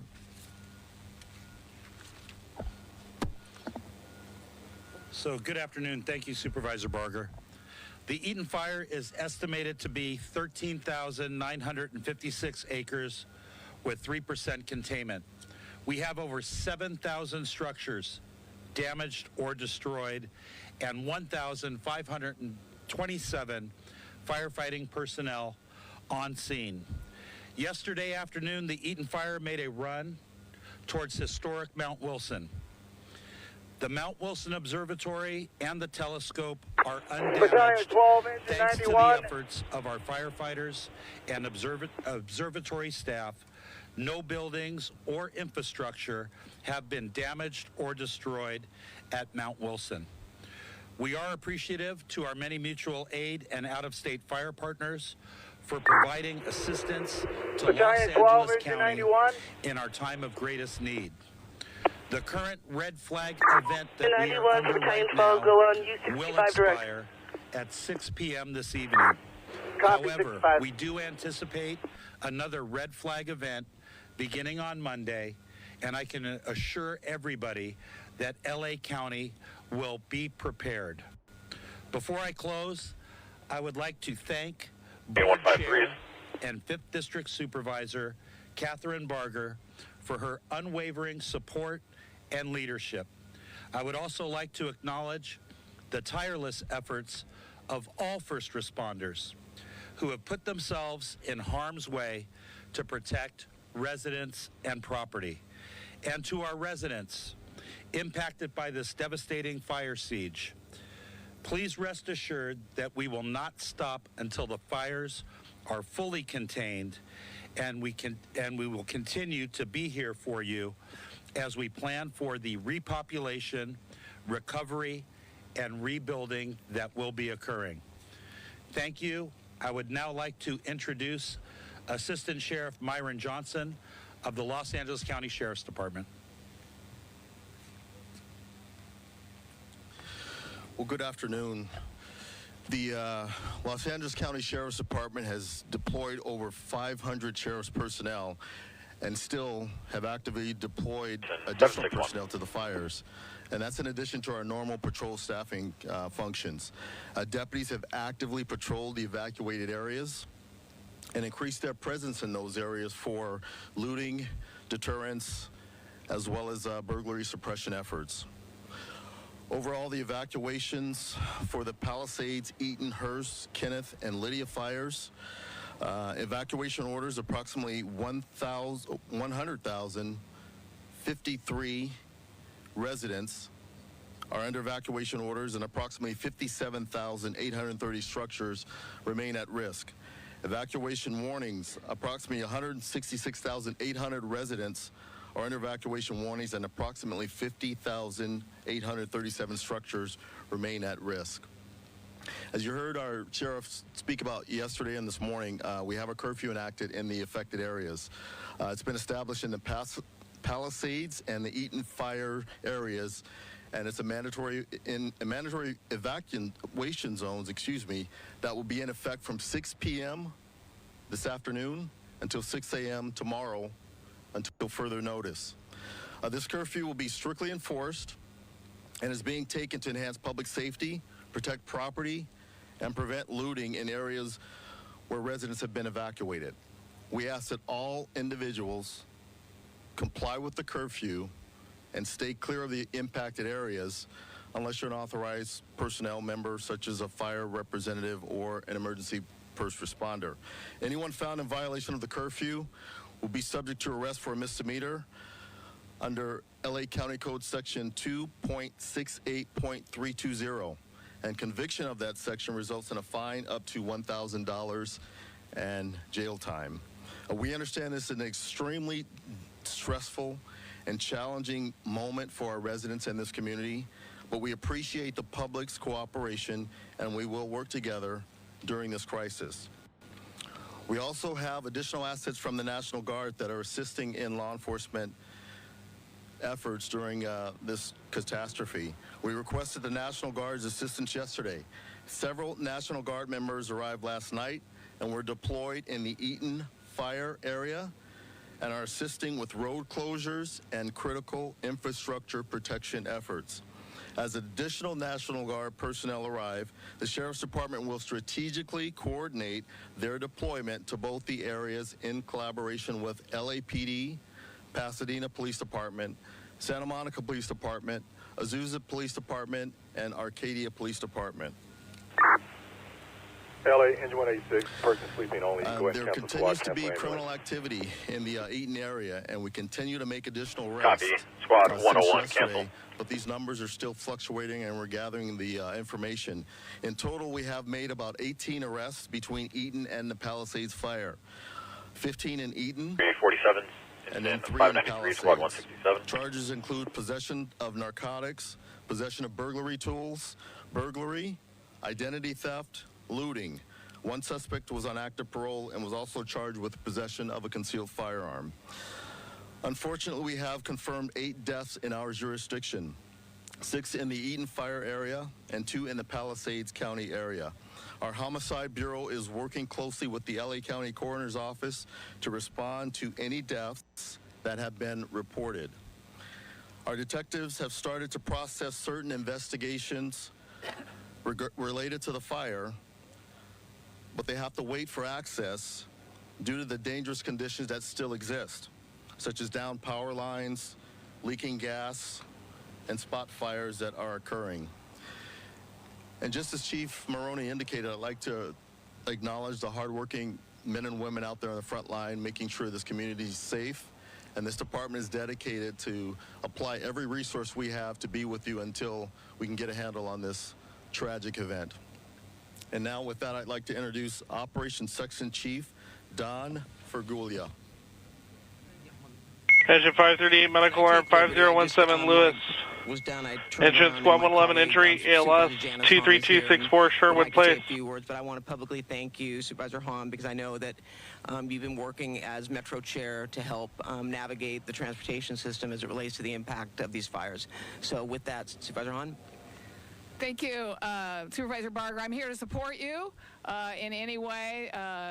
These fires have not touched the 4th Supervisorial District. 145 traffic collision BLS I'm here 19272 Walnut Drive and North. thank you for your tremendous leadership. All right, as you can listen in there, we were just listening into the latest update there on the Eaton fire. That has been such a cause of concern. We do know that there have been 8 deaths now attributed to that fire. Engine 33, chest pain, 44567 15th Street. And as we are 15th Street continuing West. to track everything that is happening down there in Southern California, I want to show you this live look that we also have of just some of the damage that we've been continuing to watch. And we're going to take this opportunity to join in with Fox's Sarah Legre. She's down there from the Pacific Palisades, just outside of a local recreation area that was destroyed by the Palisades fire. Sarah, thanks so much for being with us here on Live Now. Again, it's been devastating to see everything that's happening. We know that fire is still burning. Can you sort of tell us what you're seeing at this point? Engine 23, sick BLS 15357 Yeah, I want to Bellflower show you where Boulevard. we're at. We had to move down to Pacific Coast Highway and want to pan to our crew members currently working at the scene here, working on bringing down loose power lines as well as poles that have been needed to be brought down, I should say, just because of the dangerous aspect of the situation. Yeah, we had the fire that seems to have moved out of this area, of course, still susceptible, but when we're dealing with power lines and so on, it provides dangerous working conditions. So we have Los Angeles Power and Water out here, and then as we pan too, you're seeing the scorched earth right along PCH. I mean, these hills were beautiful. They were green. This is what so many people flock to, and just to see it reduced to what it is now is truly 516 heartbreaking. Water And Farm, just about 2716 21,000 Carrier acres Avenue. we're seeing the Palisades fire. So it is growing at this moment. We have 3,000 firefighters working on containing those flames, but just those dry conditions really working against us, and expecting those Santa Ana winds to kick up just a little bit more as we head into next week. Now, just earlier, I did meet soap opera actor Eric Braeden. He lost his home. I met him moments after he saw his home for the first time. This is what he compared it to. 29 traffic collision BLS Stewart at River Grade. In Nazi Germany, and that is what Germany looked like after the war and during the war. Difference is they bombed from the skies. This is the most devastating thing I've ever experienced in LA. Lived here since 1960. Yeah, since 1916 really puts into perspective just how devastating this is for the people who have lived here their entire lives and have gone through several other fires that have torched the susceptible hills here along Los Angeles County. And then again, of course, expecting those flames to pick up once again.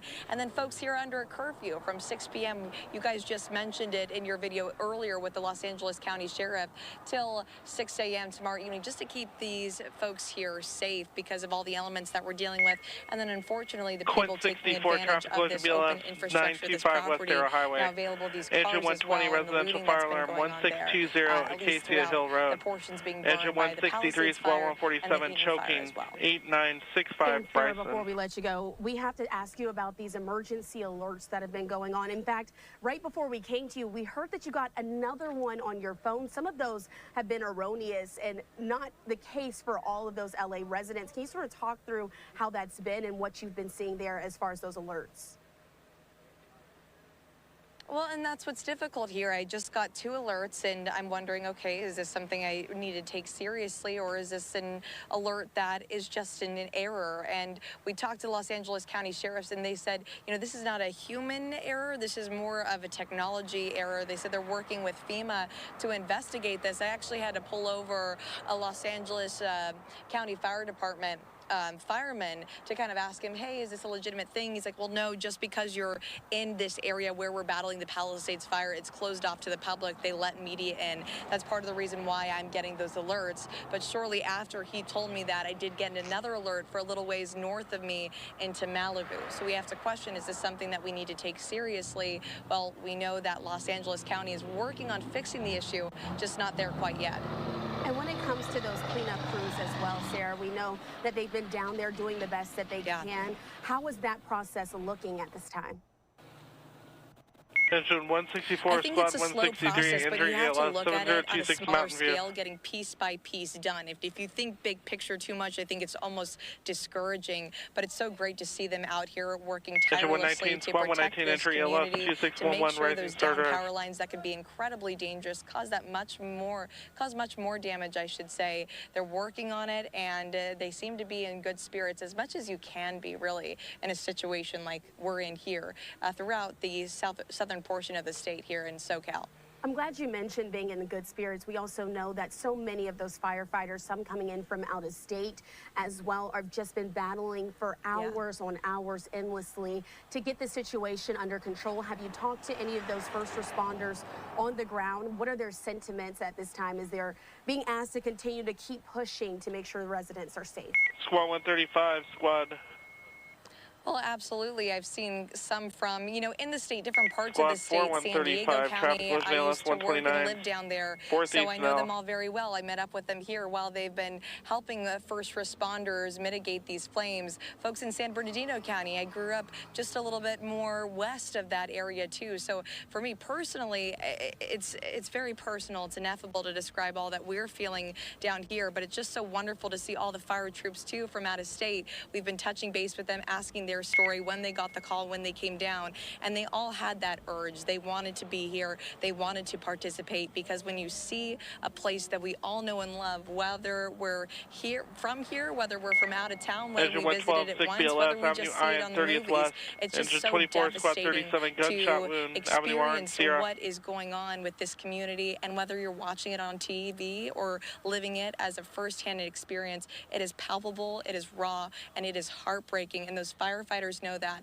and they do not want to stop helping all of the first responders out here in Los Angeles County until they really can work to tackle these flames and make this a safer community. So they're in good spirits, they want to be here, and they are just driven. Really incredible men and women on the ground. It's great to hear that. And Sarah, we hope that you're continuing to stay safe yourself, you and your crew, while covering these devastating wildfires there in Southern California. We appreciate you for joining us here on Live Now.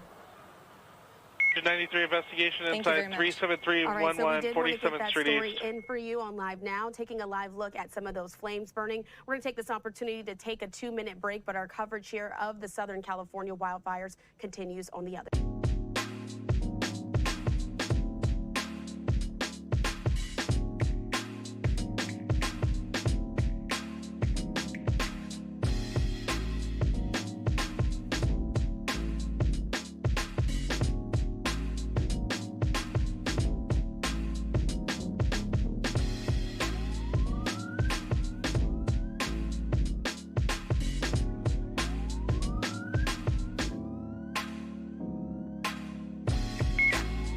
Quinton Squad 104 entry ALS 26903 Quattro Milpa Street. Quint 20 with Downey Medic Engine 64, chest pain 12147 South Harvest Avenue.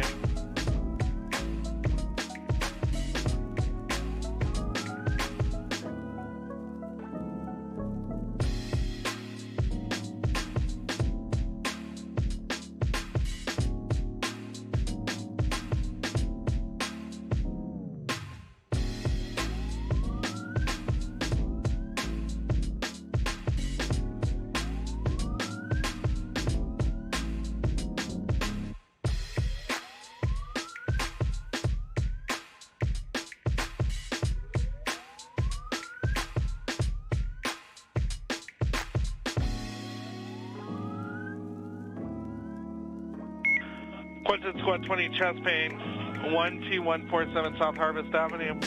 Engine 42, San Marino, R91, seizure 3590 San Pasquale Street. Engine 87, abdominal pain, ALS 302 San Angelo Avenue.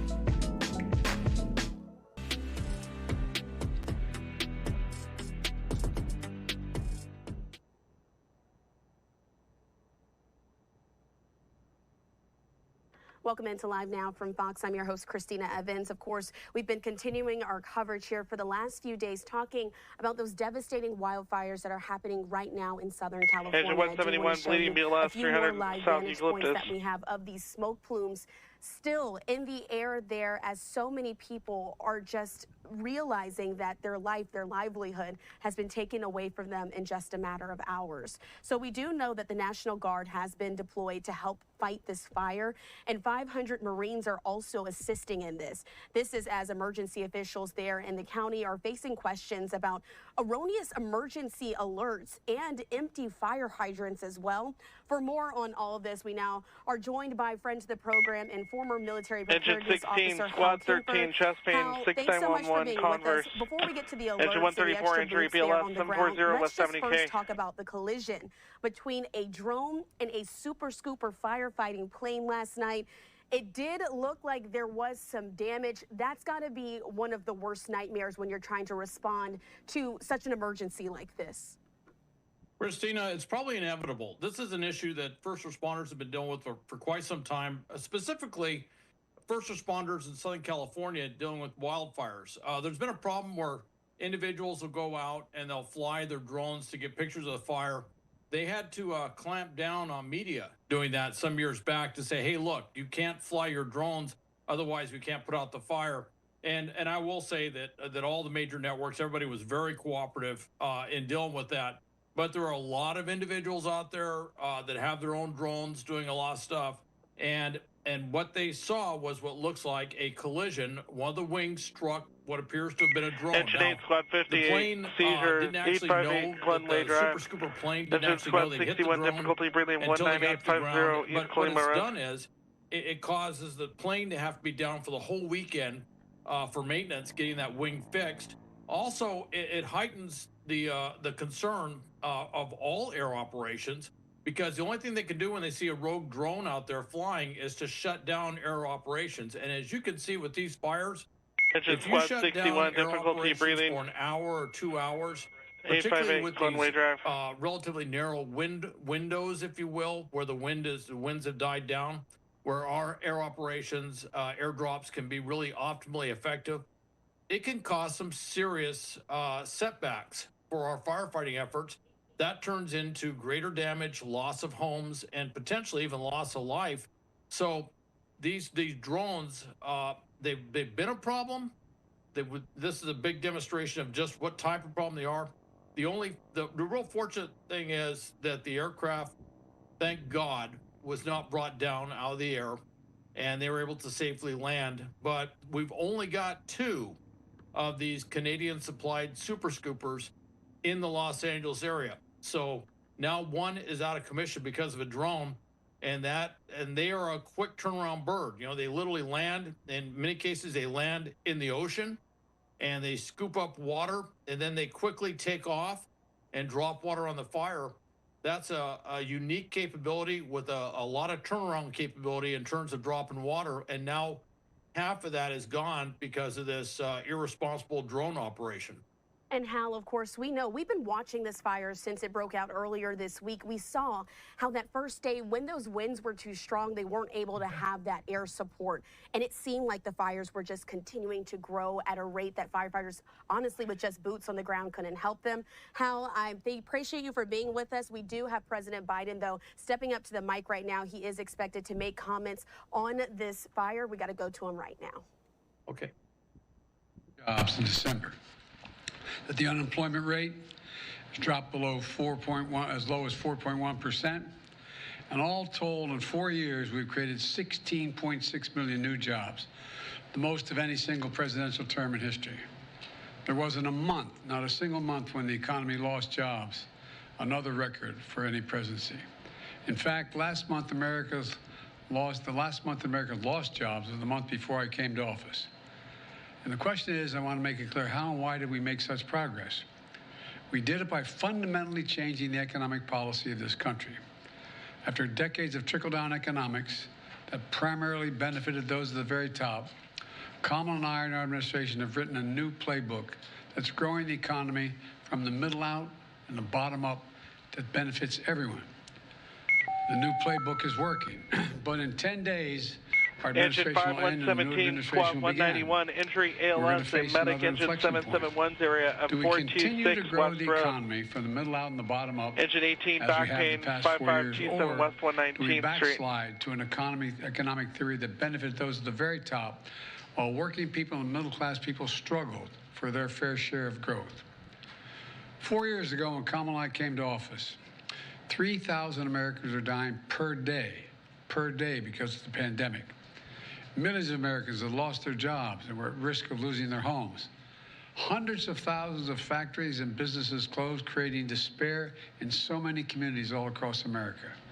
Supply chains were shattered. Engine 156, squad 124, Donald Payne ALS, T7800, Big Bean. The previous administration had no real plan to get us through one of the toughest periods in the nation's history.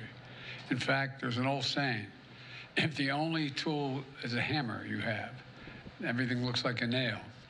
And over the course of decades, our Republican leadership's trickle-down economic was a hammer, and working people were the nail.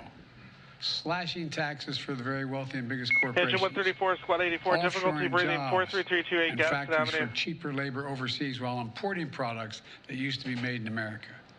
To offset its cost, advocates of trickle-down economics ripped a social safety net, trying to privatize Social Security and Medicare, trying to deny access to affordable health care and prescription drug costs. Lifting the fortunes of the wealthy often meant attacking the rights of workers. We came to office with a different vision of America. From the first 2 months I was in office, I signed the American Rescue Plan that put shots in arms and checks in pockets to vaccinate the nation and return us to full employment. We followed up with long-term investments in our future.